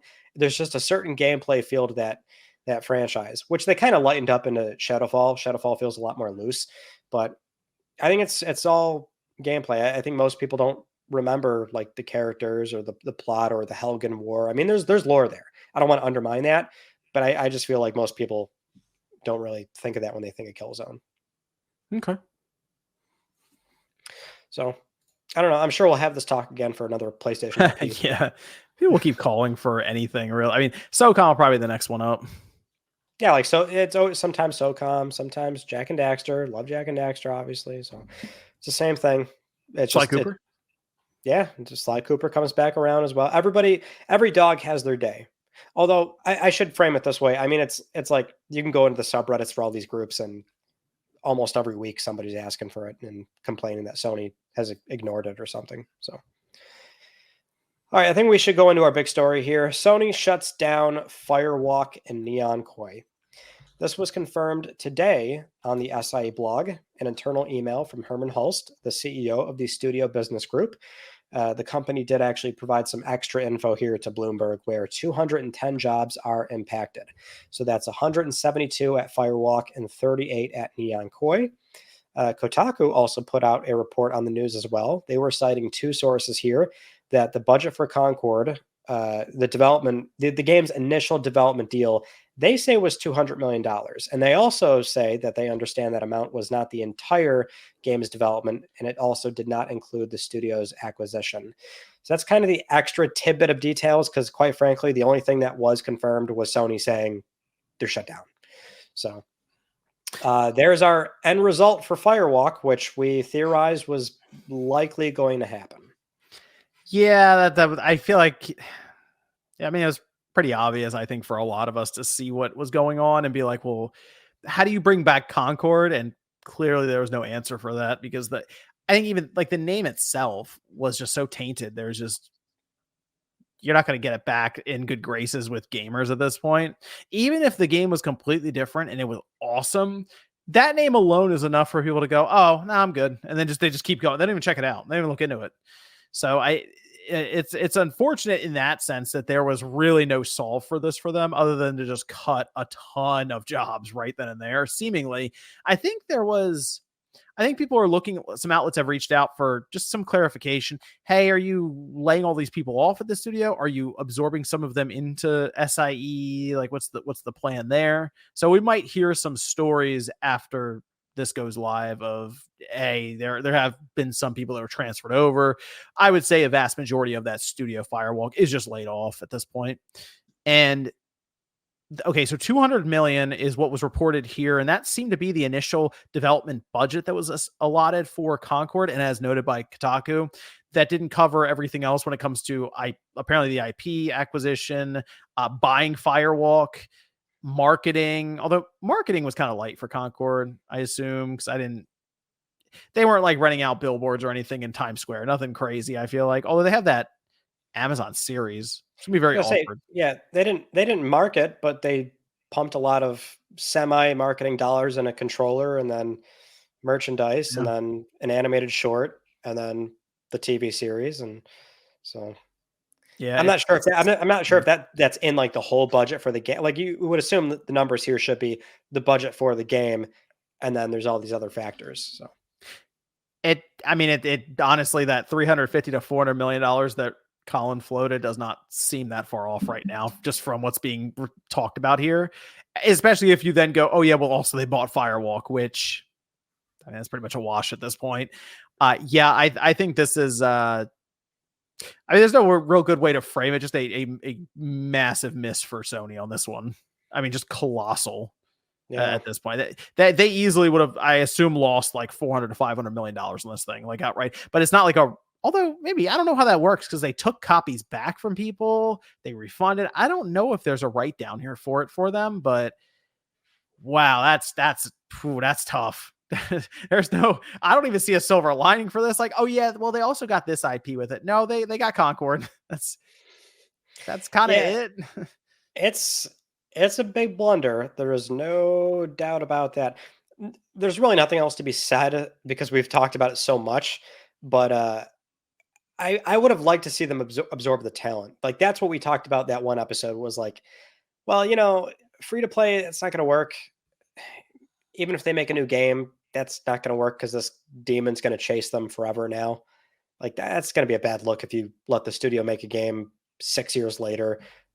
IGN article, oh, the Concord studio, and then they have to, it's just, it's bad news. Like, nobody wants this to happen, but it seems like this was maybe the more viable option. Although I would have preferred to maybe see them either go into a support role, which is still completely different from what those people signed up for, so that would have been not great, or just have them absorbed into SIE if they have that option. Maybe do some relocation for some people. I don't know. I mean, things they could have done, but closing probably was like the most fiscally advantageous for the company. Should have absorbed them, Ryan. Yeah. Spun them off into a new studio that they call Zipper with 3 Ps and make the new SOCOM. Why don't you work there? I feel like there'd be some terrible stories about bankruptcy all over the place if I worked there. My God, they had option A, B, and C. They didn't even consider D. Hire John. See? I wanted to at least talk about Neon Koi, though. This is kind of a big miss, too, because they set up PlayStation Studios, a mobile division, a proper mobile division. They appointed Nicolas Sebastiani to, spearhead and run the entire division, and that was from he's formerly of Apple Arcade. He ran that for quite a few years and got that off the ground, and so they were really sourcing some good, like, proper mobile games talent, and this was their first acquisition for like a mobile game studio, and this was like going to be like a shooter, like a live service shooter. Well, originally the studio was named Savage Game Studios. Then I think like a few co-founders left, so there was some sort of maybe, well, now given the context, maybe some turmoil with the studio. Then it was rebranded to Neon Koi, and that rebranding was not that long ago. That was like a year ago, less than a year ago, if I remember correctly. They're shuttered too. So now the company went from one mobile studio that never shipped a game to 0. So that too is a pretty big misfire, which I actually was looking forward to that game, if only because it sounds like they actually were committing to mobile in like the proper way, right? They've done mobile games before. They've done PlayStation Mobile, which was a failed initiative on PS Vita and Android handsets. They've done, I guess mobile bite-sized style games. PS Mini is not really mobile, obviously, but they've done like Wipeout, that Wipeout game, Run Sackboy Run, Guns Up. They've done mobile games, but nobody cared about them, obviously. So wasn't there a God of War mobile game too? On like keypad ones, yeah. God of War Betrayal, yeah. There's a Ratchet and Clank game too. This was an action game, it says in the press release. Oh, is it? I thought it was that Neon Koi was working on. Yeah, and whatever it was, I mean, it's dead, but I think it says action game. Let me double check. I feel like that was in the press release here. So like I was curious if this was going to be one of those like Genshin Impact style things where it's like there's a console version too and it's got cross progression, or like a Fortnite. I mean, a lot of mobile games do this now. So that seemed to make the most sense to me, especially for what is a platform holder. Like there's a lot of upside to that. And that's dead too. Like, Christ almighty. This is, yes, mobile action game. They say will not be moving forward. So whatever it wasn't a gacha style game where you're summoning cards or something or characters and it's, some menu based. It seems like they were going to attempt an action game, which is interesting on phones because working with touch screens isn't exactly the most responsive thing. The way that they say it here though, Ryan, looking at it, it kind of sounds like the game wasn't very good. Like Herman Hulst did the nice PR way of just completely throwing that thing under the bus. He said, here we go. While mobile remains a priority growth area for the studio business, we are in the very early stage of our mobile efforts. To achieve success in this area, we need to concentrate on titles that are in line with PlayStation Studios' pedigree and have the potential to reach more players globally. The next sentence is Neon Koi will close. yeah, it wasn't good. And that's what it like. They must have been. Well, given like the studio had that rebranding too, and some co-founders left. Like clearly there was some issues there with this game and what they were trying to put together. I mean, that happens in game development. It sucks, but good Lord, they just that's also a pretty big blunder as well. I feel like it's. I don't know what else there is to be said. I feel like that feels like a setback for their mobile division too, though. I feel setback. Like whatever this was like at least getting somewhat close to not a finish line, but it must have been up against some kind of milestone where it's more of a tangible game than just an idea on a whiteboard. So that's I don't know. Sony, they are trying new things, but they have like some hits with Helldivers 2, for example, launching on PC in this live service game to go along with PS5 launch. But then I hear about like the mobile sector, and then I hear about things like Firewalk Studios that they kind of broke their tradition of just buying the studio immediately, like bring them in. We're not going to work with them. It does kind of seem like Sony got a bit ahead of themselves with some of these ideas and these moves, and I just feel like I know they're going to keep trying the live service thing. They made it very clear they will keep doing that. Man, it's got to get back to what they know right now. I feel like anyway. Get back to what they know. Well, Get rolling. you make a good point though, which is it's just the company struggling with something they historically don't have a presence in. I mean, it's like I don't care for mobile, I don't care for live service, but like I can see why a big multi-billion-dollar company wants to explore these things. Mhm. Like if I was a big Sony shareholder, I would be upset that they're not doing these things. And now I'm going to be pretty upset that this news came out, which is like, guys, what are you doing? get your shit together, Well, so that's the other issue, Ryan. As you're mentioning here, how many times do you think they miss before they go, okay, hold on, we need to reevaluate? Because most of us kind of consider, I mean, we consider Bungie a pretty big miss for them. Like, especially with the amount of money involved, it was still running in the red after they picked them up. So who knows how much more money got burned there in the back end. Hear about what could potentially be $400 million miss here with Concord and Firewalk, and you start adding the numbers up, and you're like, are they close to a $4 billion swing and a miss with just these two for live service? well, let's move into our next story. Bungie Mhm. and PlayStation are still establishing a team for live service. So recently, Bridget O'Neill, a lead at Bungie, confirmed she's taking on a new role as Senior Director of Creative at PlayStation Studios. She says Bungie Creative Studios is joining PlayStation to build the foundation for a creative team that can support all PlayStation live service games. And that was like this, or like last week, basically, Mm. which this isn't super new info because this was part of the integration plan with Bungie. I was Right. actually the only surprising thing here is I thought they maybe would have already like had this team set up because like the acquisition closed like mid to late 2022, if I remember correctly.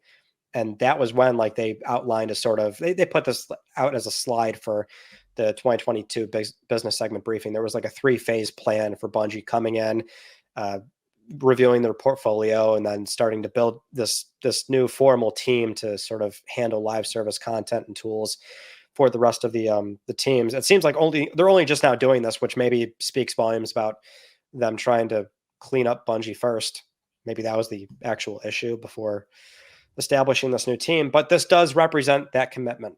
So for the time being, they are still firmly planted in the ground for doing live service games and trying to make the best of the Bungie acquisition. That's still where I'll always note, like, yeah, it was not good initially. I'm sure the company is probably very upset with the money spent and the condition Bungie was in, but it's not like Bungie's dissolved and they lost that money too. Like they're still here, and like they just this week they're talking about more marathon. And so it's like, if in 5-10 years, maybe this looks totally different and Bungie was the best thing that ever happened to them.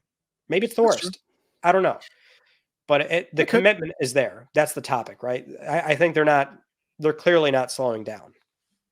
No, I do wonder if it's Sony also trying to make the best situation they can out of where they are right now. Like I don't know if they thought Bungie and Destiny 2 are just in a better position. Like clearly they wanted it to be turnkey, and now they're kind of like running Bungie now. It's like, hey, we'll take you guys on and we're gonna try to figure this out. That doesn't seem like their original plan. But you're right, they technically, they own the Destiny IP at this point. There is Gummy Bears. That's the game that they are now bringing in house at Sony with people from Bungie trying to get this thing going. Marathon we're supposed to find out about gameplay next year, 2025 for it. So I think there is an avenue for Bungie to make a run here and kind of recover a bit, but it's an uphill battle. It's gonna be tough. We already see how hard it is for these live service games to get off the ground and actually hit, in this market. So you introduce these two coming up. If one of them hits, I think they'll be in good shape. But if both of them miss, it's gonna be like there's no Destiny 3 coming. It's tough. That's the thing. It's growing pains. So there's really no other way to spin it. I would just wonder, okay, you've like some lessons have been learned here. A lot of money has been lost.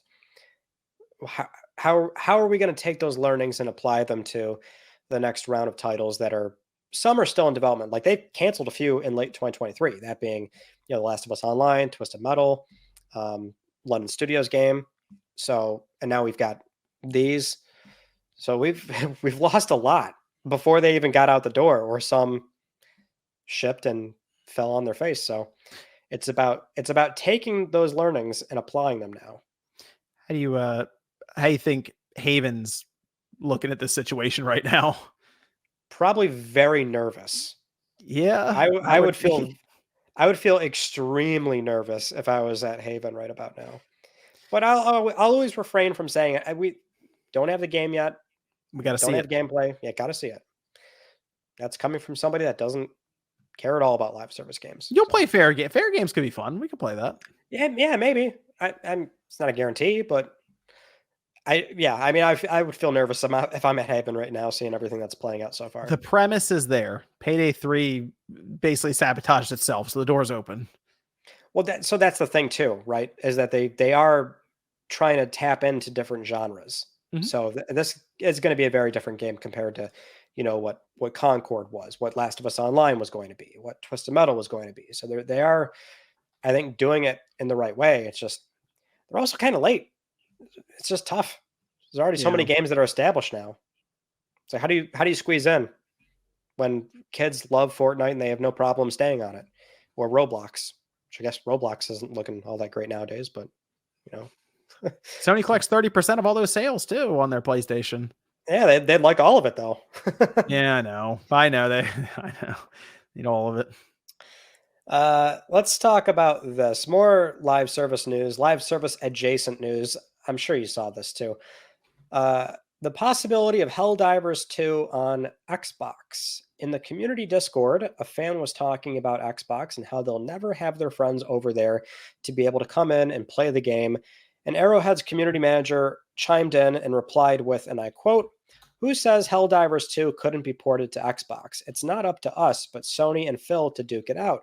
But hypothetically speaking, if both partners think it would benefit them from a financial and brand standpoint, it could." What do you think, John? This is a community manager, right? Yeah, it is a community manager just spitballing here. I mean, Mario could run on the Xbox as well. Zelda would work fine on there. The obvious thing here is it has nothing to do with can the game be ported to. Obviously, the game can run on the Xbox. We already know this. The Series S, sure, you could make a hypothetical argument that maybe there'd be a situation there, but like the Series X would run Helldivers too. I don't know why Sony would be like, well, my gosh, we need the Xbox. we like. The way Sony operates, the way they look at things, Lego Horizon isn't on the Xbox. I think it'll be on the Switch. Like if they were really thinking, oh, we got to get this everywhere, let's get it on, it'd be on Xbox. There's still that mindset from Sony that, okay, you're still a company that we're dealing with in terms of that competition in the high end market for these gaming consoles. So I think it's just a community manager like, hey, never say never, because technically, sure, you never know. But do I think Sony is right now like calling up Phil and getting it worked out? No. I wouldn't be shocked if he ran into one of them at like a convention, was like, hey, what do you think about Helldivers 2 on the Xbox? And they'd be like, that'd be cool, right? And they walk away. So I don't really see an avenue for that. I honestly, if that was announced, I would be legitimately surprised. Yeah. It's funny. I mean, yeah, like they're not like the statement isn't wrong. Like, yeah, it's a perfectly valid statement saying hypothetically, if both partners thought it would benefit them financially, it could happen. So they're not wrong at all. I'll play devil's advocate here. Mm-hmm. I'll play devil's advocate. It's if you asked me a year ago, I would say no, never going to happen. I feel like there's a sliver of it happening. I'll tell you why. Microsoft's already sort of submitted to the idea that like we lost. we're shipping on the other guy. Mhm. They've also got big publishers that they now own, and they have a lot of leverage. They have a lot of bargaining chips. I mean, at the end of the day, it's like the company already gave up. They're shipping everything over there. I'm sure these companies, like maybe there's a handful of people that could sit down and say, like, yeah, like it works out for us. It's like an extra 10% of revenue that we could ship on Xbox. And we could do that for you since you're giving us so much already. I mean, I'm not saying it's going to happen. I'm not saying I think it's going to happen. I'm like Mhm. just devil's advocate.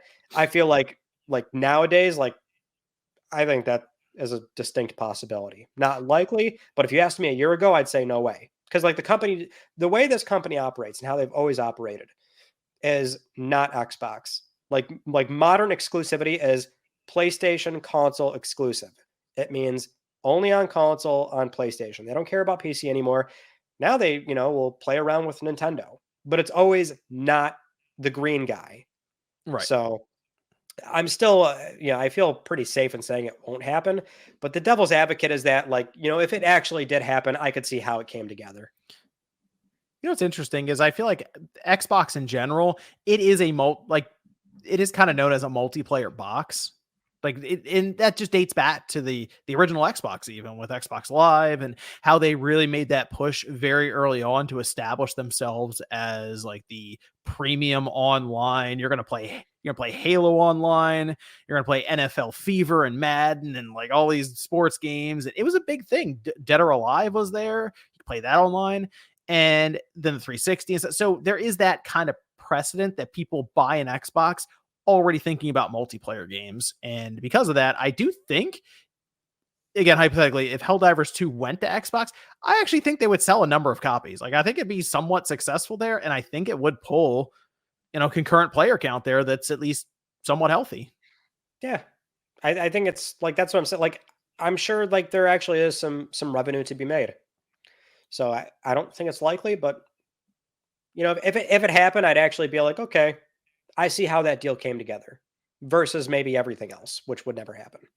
Also, Arrowhead isn't technically owned by Sony, so they can say whatever they want like that. So, like, Yeah. if this was Guerilla, who was like, "Oh man, wouldn't that, yeah, hey, you never know with Horizon. Wow, that'd be Xbox. We just, hey, it's up to Sony and Phil Spencer." I'd be like, "Well, that's kind of strange." It's Arrowhead, community manager. They don't work for Sony. They contract to Sony. It's like, talk to my boss, basically, right? Talk to the boss. Yeah, very, very good point. You would not hear that language out of a first party team. Adjacent news here, though. More games coming to PS5 from Microsoft. There's been rumors that like Project Latitude, which is the company's plan to ship on competing platforms, is somehow maybe slowing down. Which that rumor like happened, and then like right after this annual letter from Satya Nadella, the Microsoft CEO and chairman, over on LinkedIn popped up, where like one portion of the newsletter he says, and I quote here: "Finally, we brought 4 of our fan favorite titles to Nintendo Switch and Sony PlayStation for the first time as we continue to extend our content to new platforms." There's actually a few other words in there that it just kind of implies that they're still going to keep doing it, which the rumor originally said it was slowing down, not even necessarily that they would stop doing it. Mm. But there's still some conversation on what the next big Xbox game is going to be, when it's going to come over, and so I don't know. I don't know. There's really not even much news here to discuss. I think they're still probably doing it, but slowing down. I don't know. What do you I think? think the word was that Horizon or Forza Horizon would make the jump over in some capacity. And it might just be Forza Horizon 5, although Playground is due for a new Forza Horizon game, but they're also working on Fable right now. So who knows what that studio looks like currently? It might be like a madhouse of let's get Fable out the door, let's get this figured out. But that would, I think, be an interesting one to move over to PlayStation, and is kind of where my mind would be for it. I know PlayStation is Gran Turismo, but Forza Horizon, way different than Gran Turismo, and I think it would find a pretty nice audience actually on PlayStation. But I do think you're just going to see Microsoft continue to pursue this because, to be honest, it's working for them. So like they're selling copies on PlayStation, money talks, and to be honest, Satya Nadella has said already, he's on record, I don't get the console exclusive thing. I just want to Yeah, sell. Find me yeah. people to sell this to. So expect a big presence from Microsoft, I think, on Nintendo's next system. And I think they're going to continue to push on PlayStation.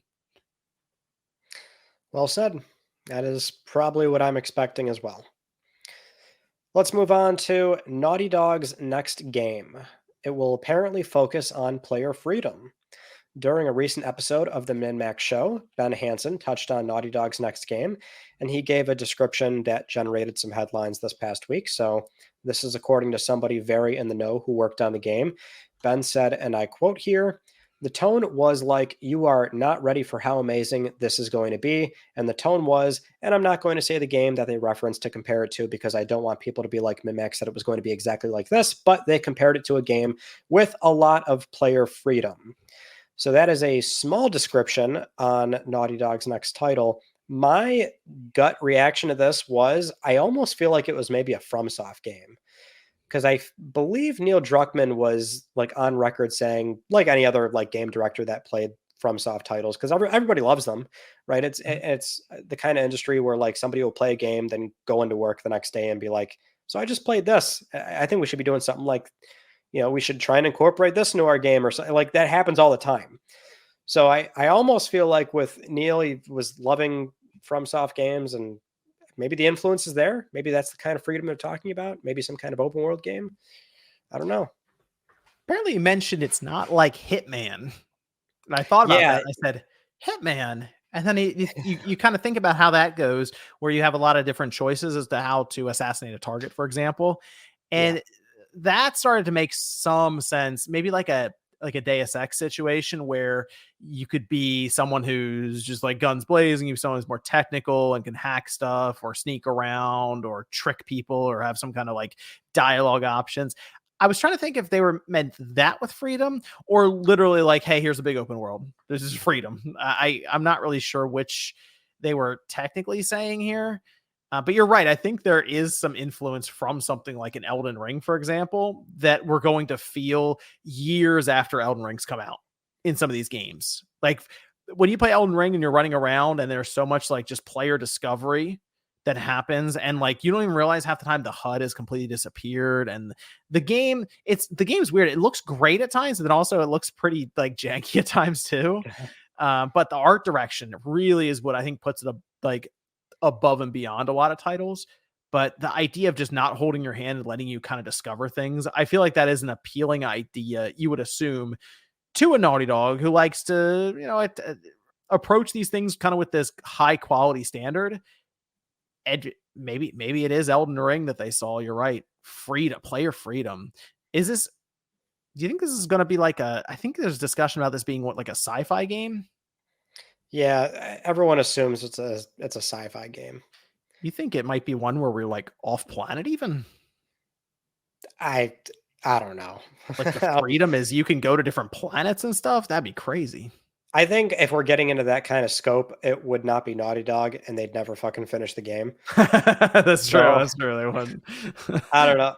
I kind of think back to like you saw this a lot with Uncharted 4, which is it's a linear game, but it has very open combat arenas, like way bigger than Uncharted 3 and 2 and 1 before it.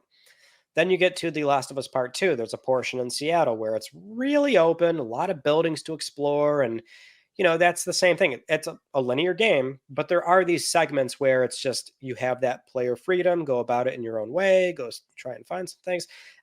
To me, it reads like maybe some like FromSoft influence. I don't know, because like as you just said, like that influence is going to be felt for a long time. Given like we had Elden Ring that really blew up, games take forever to make, so that influence for like a lot of more legacy established studios, not just making straight up like Souls like clones per se, but like established teams are going to start inserting some of this game design and these principles into their titles coming up. So if I had to guess, I would say it's that. Yeah, I think that makes sense. I'm just ready to see whatever it is they're working on. Just maybe to kick off next year. I'm curious. I wouldn't mind a tease because it's probably still far away, but maybe not as far away as we're thinking. I really don't. That's the thing. I don't mind them just showing us something about it. I know people are like, hey, why would you show me this if it's not up for 2 years? But then on the other hand, people are like, what's taking so long? So I wouldn't mind it. Just give us an idea, really. Just concept art image. I don't know. Well, that's the problem with doing concept art. Hey, here's some concept art for The Last of Us Online. A name? Project something. I don't know. I don't Yeah, know. we didn't even get a name for the Last of Us multiplayer. So Yeah, people are just hungry. well, for it sucks for Naughty Dog because they spent a lot of time working on a game that never came out. So they're Yeah. the only single player studio that legitimately were really stuck and hung up on a live service title that impeded on single player. All right, let's move on to this. I thought this was a good topic to cover here. Shawn Layden on the closure of Japan studio. Former chairman of Rollblood Studios, Shawn Layden, was speaking with IGN at Gamescom Asia, and he reflected on the 2021 reorganization and the Japan studio closure, which he was not a part of since he left in 2019.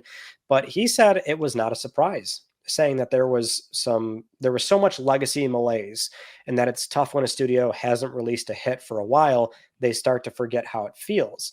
Shawn also said this has been a problem for a lot of Japanese studios, which he places the roots of that issue during the PlayStation 3 era, where a lot of studios like Square, Namco, Konami, Capcom, they all owned the PS1 and PS2, but the technical shift from that to PS3 caused some struggles.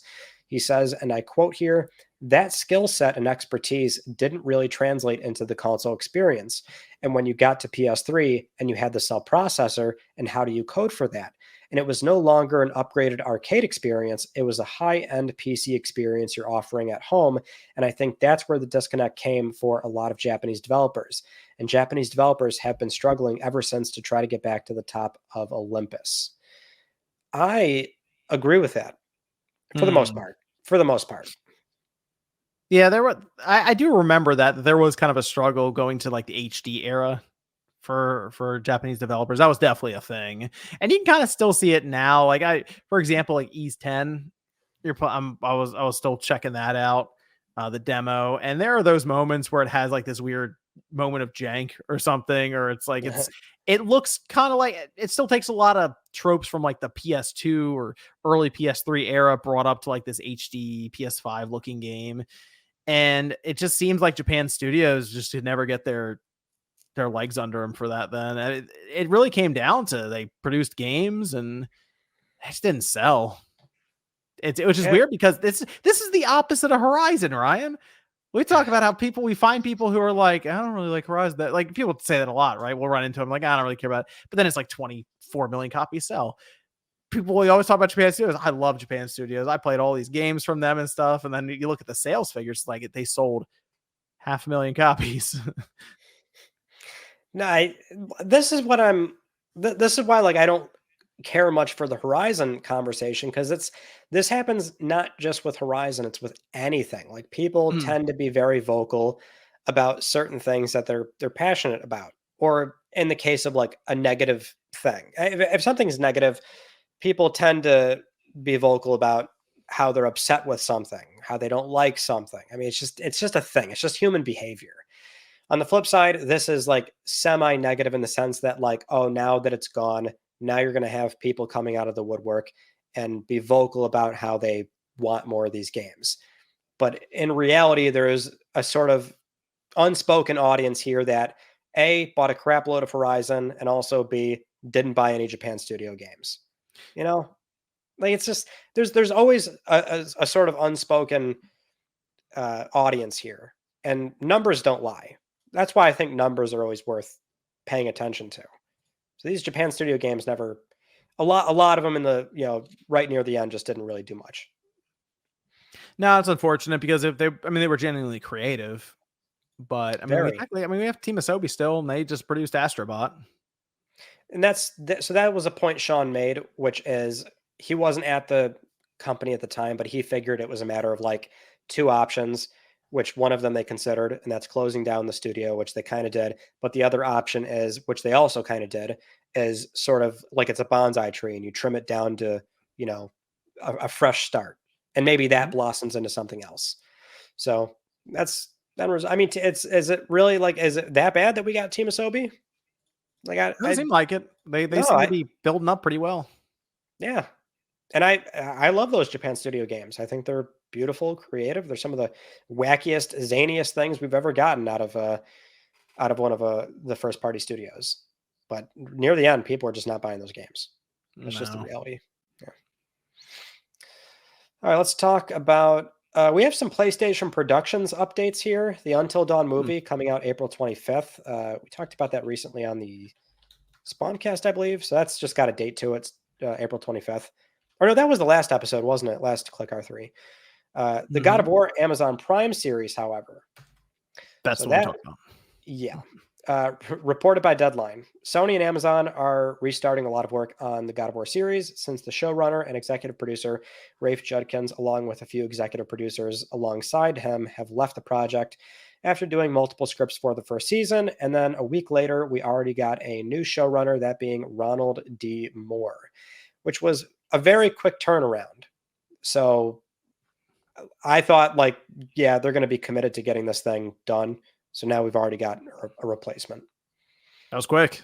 It's good though. At least they figured that out, because, and this, if God of War sat on the shelf for a while, that'd be a real shame. Although they mentioned it's hard lining this up with a new game. I kind of feel like that there's like a God of War spinoff out there somewhere that's going to happen. Maybe it'll end up alongside that. Maybe. The company does like having things right next to a PlayStation production. So got that to look forward to. Even though there's still no update on the Horizon series. That's like totally in limbo. Do you think so when they do these PlayStation productions, Ryan, do you prefer them to do a live action one or an animated one? I guess it depends on the context of the series, right? Okay. What do you think about, would you rather God of War be animated or live action? No, you can do live action. Absolutely. Okay. Do you remember there was a really popular commercial that came out when God of War Ascension released. Do you remember this? It was a live action commercial. It's got like 20 million views on YouTube. That's how cool that trailer was, where you had a realistic man, a Kratos, and like ashes were coming off him and this crazy music was playing. And everyone was like, yo, this commercial's fire. This shit's crazy. We need a God of War movie. Like, there you go. That's the proving ground. Hey. It works. Well, I think it would work if they do it right, but there's also the potential that it goes horribly wrong and there's issues in production. But it seems like they figured at least it out and got it back on track. We'll see. Someone will start stealing pictures of production, like they'll be taking pictures and stuff from outside the set, and it'll come out eventually. So we'll see what their direction is on it. I had a gamble there. The AirPod died, so I put it back in. This guy and his AirPods. It's like, hey, I replaced my cable. Okay, I fixed that. You're not wrong. AirPods. I think the problem was I took it out prematurely when it was still working, and therefore the connection disconnected. But normally I wait for it to just die, and therefore I can safely take it out. I know I'm walking on tight ropes with these. I would not have given the internet that soundbite. Okay. You said recently you want to get that new Mac Mini. You like that new Mac Mini, huh? Yeah, I was thinking about it. I think it's a good deal. That Mac Mini, I was shocked at that price point. M4, 16 gigabytes of RAM, and it's 600, and it's this little form factor. I think that'd be kind of cool to check out maybe in a video, take it apart, talk about it a bit, check out emulation on it. I bet that M4 probably punches pretty well. They are very, in terms of engineering in the internals, they're very interesting in that form factor, the Mac Mini and the Mac Studio. I want the cheapest one possible because I think that would make a more interesting video than, hey, here's this $2,000 Mac Mini. I'm going to tell you about it. It's like, great. Okay. Whereas here's the $500, by the way, if you're a student, like they give you a $100 discount. That's like, whoa, okay. That's not bad. Actually, it has like Thunderbolt ports, the whole deal, power button on the bottom for some stupid reason. I don't know. Did you see that? That's so weird. Yeah. I feel like probably because most people like leave their computers on all day. Well, I realized that with my MacBook Pro, I have that plugged into a monitor, and it actually just stays in sleep mode most times. I never really touched the power button on it.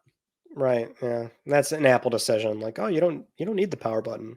So, yeah, decide for you. The charge port's still on the bottom of that Magic Mouse, by the way. Yep, that's fine. Disgusting. I don't really get the complaints. This thing lasts for like months. The whole point is like if you plug it in for like even a minute, you get like 5% back. Like the whole point is that like, yeah, it's out of the way. It doesn't. Do you charge it like once a month or something? it'll give you a notification like at 5%, which 5% is still like at least a week probably. You just flip it over, pop it in, you're good the next day. You're good if you pop it in for like a few minutes, you literally get like days back. Like Oh, for wow. as much grief as Apple gets, like no, it is fine. Leave it there. It doesn't have to come out of like, you know, it's design. Like you can't stick it anywhere else. Look, Mm. see, it has to go on the bottom. The whole point is this thing lasts for fucking months. That I'll admit, Apple does some crazy shit. That one, I'm like, that is not. I don't know why we're complaining about that. Do you have any questions for us this week? No questions this week. We have mailbag next week. Next episode. Okay, very good. We can do PSX. Go and give it to you. All right, cool. We had the Spider-Man news this week. I wanted to talk about. Do you remember Puddlegate, John? Yeah, I do. I think I had the person who was. I think it's Kofi. He was like the center that I had him on a podcast around that time, I think. Oh, really? Yeah. So to recap, that it's weird. Like it doesn't feel that long ago, but at the same time, Spider-Man came out in 2018. Yeah. So this issue came up in 2017, basically, because so the E3 footage from 2017, it was just gameplay. It was a fighting arena in the construction zone, and the game looked nice. Then footage in 2018, the same combat arena shows up, and like there's like a puddle on the ground in the construction area that is no longer there, or it's moved away basically. And so I don't know about you, but like this not like one of the first sort of like, I don't know, like things that blew up on Twitter and like a sort of like, is this really a problem kind of thing? Do you know what I mean? Like it was. I mean, it was funny because we've dealt with this many times when it comes to marketing with games, like where it always says at the bottom is not necessarily, and you see it a lot more now, don't you? Not representative of final product. It's like right in your face, like 80 font right at the bottom for the first 10 seconds of something. And maybe this is one of the reasons they're more cognizant of telling you that. But this was a situation where I looked at it and I said, okay, yeah, they moved the puddle. Yeah, they moved Is this it. something I'm going to notice for the rest of the game? Probably not, but it was this. You're right. It blew up. It was big. Well, it's so like, I don't want to undermine like that. This is a well-known thing with games, and that like sometimes the initial footage you see is not gonna be the end product. Like Watch Dogs was a pretty high-profile one, and there's like actual legitimate concerns you can bring up for that game or what. But like this might have been the first one that was like, I think we're like really stretching with this one. I mean, it got to a point where, and I remember this quite well, like Insomniac and the community director, excuse me, had to like acknowledge this, and they had to come out. They had to go out of their way to explain, like, listen, like it's the time of day, like the direction of the sun is in a different spot, and so that's why one, it looks different, and then two, yeah, the puddle moved. I don't know why, but like I've checked with like the art director, I've checked with engineers, like they had to answer like these people on Twitter, like, no, the game still looks very good. It's not downgraded, but like that was a very big thing at the time. Yeah, it also kind of showed some of the back end stuff when it comes to development, because there were many comments, you're right, that were like, this isn't for performance. There's no issues like that visually, technically. It's just an art decision. I don't know if they looked back at this, because that was part of the cutscene playing into that scene. Yeah. Right, where we were getting the cutscene lands there, and then he's going to go into the gameplay of taking all these guys out. So it was a very clear shot that you're going to get every time. And maybe they looked at it and said, wow, we may have gone a little overboard with these people standing on puddles. Maybe we need to draw that back. That's all I could think of. Because there was also some criticism around Spider-Man's suit as well. I think that was a thing. Mm-hmm. Where people were like, it doesn't look as shiny. It looks more like cloth than the suit, which at the time during the E3 thing looked a little more glossy, I guess. And apparently that was also an artistic decision, just because they didn't want to look plasticky. It was definitely a moment where people started to realize more so the idea of the initial trailer just being different from what you actually get. Well, I mean, like the big thing is time of day. Like, different games look based on time of day. Right. If it's got a running day-night cycle, and this is maybe more particular for Spider-Man, where it's Manhattan, you've got big buildings, and like the construction site is, open in the sense where light is going to come through, and that's going to get cast in a different direction with light bouncing, and so it's just like it was. I always found it funny that we had to have Twitter exchanges where you've got James Stevenson sitting there going like, the sun moves in the game. Like it's not a 1-for-1 shot because the sun is in a different location. So it's just inherently going to look different. So it was like the puddle thing, the visuals of like the NPCs and Spider-Man. And it was a pretty fascinating thing because I think by the time the game came out, like I don't think it really looked that much worse, if at all, from those initial trailers. It's just a matter of like, for some reason they moved that puddle and it just gave them so much grief. It was a big discussion. You're right. Leading up to release for the game, it was a whole thing. But the game came out. It was good. And now no one really ever talks about Puddlegate other than just being like, "Hey, remember Puddlegate?" That was funny. Yeah, it's weird. Like it doesn't feel that long ago, but that would have been 6 years ago or 5 years ago, I should say. Yeah, So, it would have been just had a release for it, right? No, that would have been 6 years ago, right?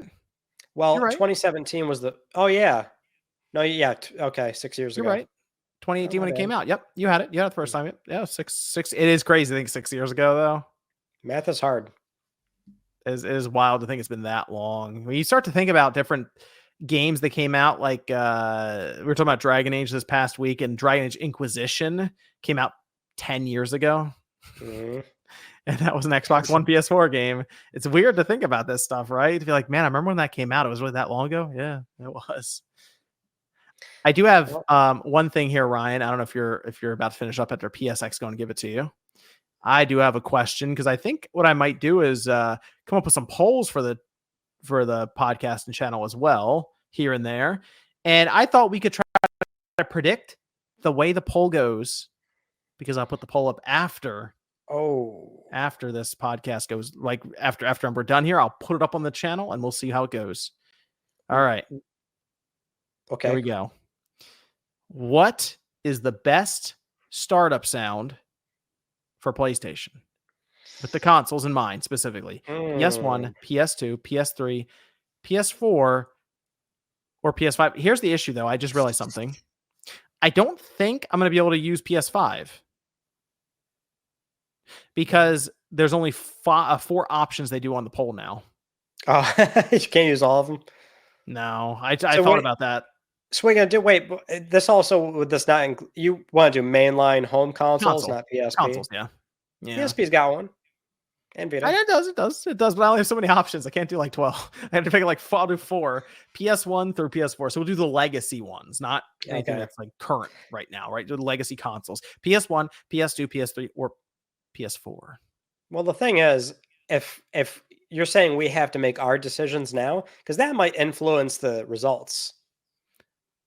I I was don't. gonna say we should try to guess which way it's gonna go. Oh, okay. Guess. Okay, so Like which way do we think the poll's gonna go? Oh well, PS4 is not winning, so there's that. Yeah, I was gonna say I don't think PS. Although some people like the background noise and stuff. Maybe they just sat there on the user screen as it was like booting up. I don't know. Yeah, that's great. It's not winning for another 20 years. So it's between PS1 and PS2, and I'm sure PS3 will have a decent showing. That's what I think. I would say PS2 probably. I think PS2 is all that, man. That PS1 though, when you turn that power on, that thing hits. Yeah, but I don't know. I feel like it would be PS2. It would probably be close. It would be close. That PS1 is iconic though. I mean, the PS3 is and the little symphony playing in there was cool. It might be like a surprise. Like I wouldn't be surprised if PS3 actually does end up having a strong showing, because let's face it, that symphony fucking hits, and that's the kind of stuff that helps me sleep at night. So, and it could be good, but it's always, when we're talking about startup sounds for PlayStation, it's 1 and 2. It's always 1 and 2. Should I replace PS4 with PSP? If you do that, sure. I mean, PSP is not winning either, but I guess it'd be fascinating to see the result. because you're right. PS4, now that I think about it, really doesn't have that like a startup like the others. It doesn't It even really have one does. like, but like it's not as people don't go, oh, that PS4 startup. Like I I don't can really ever hear anyone say that. I can picture it in my head right now. I know. Do, do, do, do, I'm just do. I'm just saying I don't remember many people who are like, man, that It's well, PS4 it's not old boot up. enough, Sean. It's not But the old enough. PSP might be a better, at least more votes. You think? Yeah, I mean, sure. It's not going to win, but sure. Throw PSP in Mhm. there. So okay, so we do PS1, PS2, PS3, and PSP. Sure. And then people can complain about why are not all the options there, even though we're explaining it right now. Yeah. Hey, I feel like PSP is has a nice iconic startup too. I like it. I like it a lot. Okay, that makes it a little more interesting. I feel like I'm gonna say it's gonna be PS2. I wouldn't be shocked if PS1 took it though. Yeah, it wouldn't if PS1 won, it wouldn't I wouldn't be like, whoa. It Yeah. makes sense. It's between Okay. those two, I would say. We'll see what the audience thinks though. Okay, so we'll check back in next podcast though. So, you got anything else for us, Ryan? Yeah, I think that's like the big stuff, things that were at least worth humoring. How are you feeling about the PS4 or the PS5 Pro? You excited? Uh Kinda. I'm dreading the coverage because I'll be working a lot. That'll Probably be gonna be fun. yeah, it's just a lot of videos. It's obviously fun to get to do that stuff, but it's a lot of editing. So that part not fun. Playing the games, yes. Well, our next episode, when we're back here, we'll be talking about the PS5 Pro. We'll both Yep. have hands-on time with it. We'll play some games. Maybe I'll see what games you're playing, and I'll try to play some different ones, and we can at least come up with some experiences with it so far. Talk about the unboxing stuff, whatever else we do decide to do with the thing. But I think it's going to be a lot of fun. So, people, you do want to tune in a couple weeks when we do that. I might even try to get a guest on here, maybe see if somebody else also had a PS5 Pro that they can hop on. But I think it'll be fun. So that's Ryan. Check him out, of course, down in the description. We got him linked for Mystic Ryan. That is number 10 for Click R3, double digits officially. We'll be back in a couple of weeks. PS5 Pro coverage for episode 11. And what are the Sony financials? Are those also by them? That should be November, the first week of November, I think. We should have the financials as well. So I'm sure we'll actually Yeah, have quite a bit to talk about then. I think so. Yeah. All right, great. So we'll be back in a couple of weeks, do it all over again. See you guys then.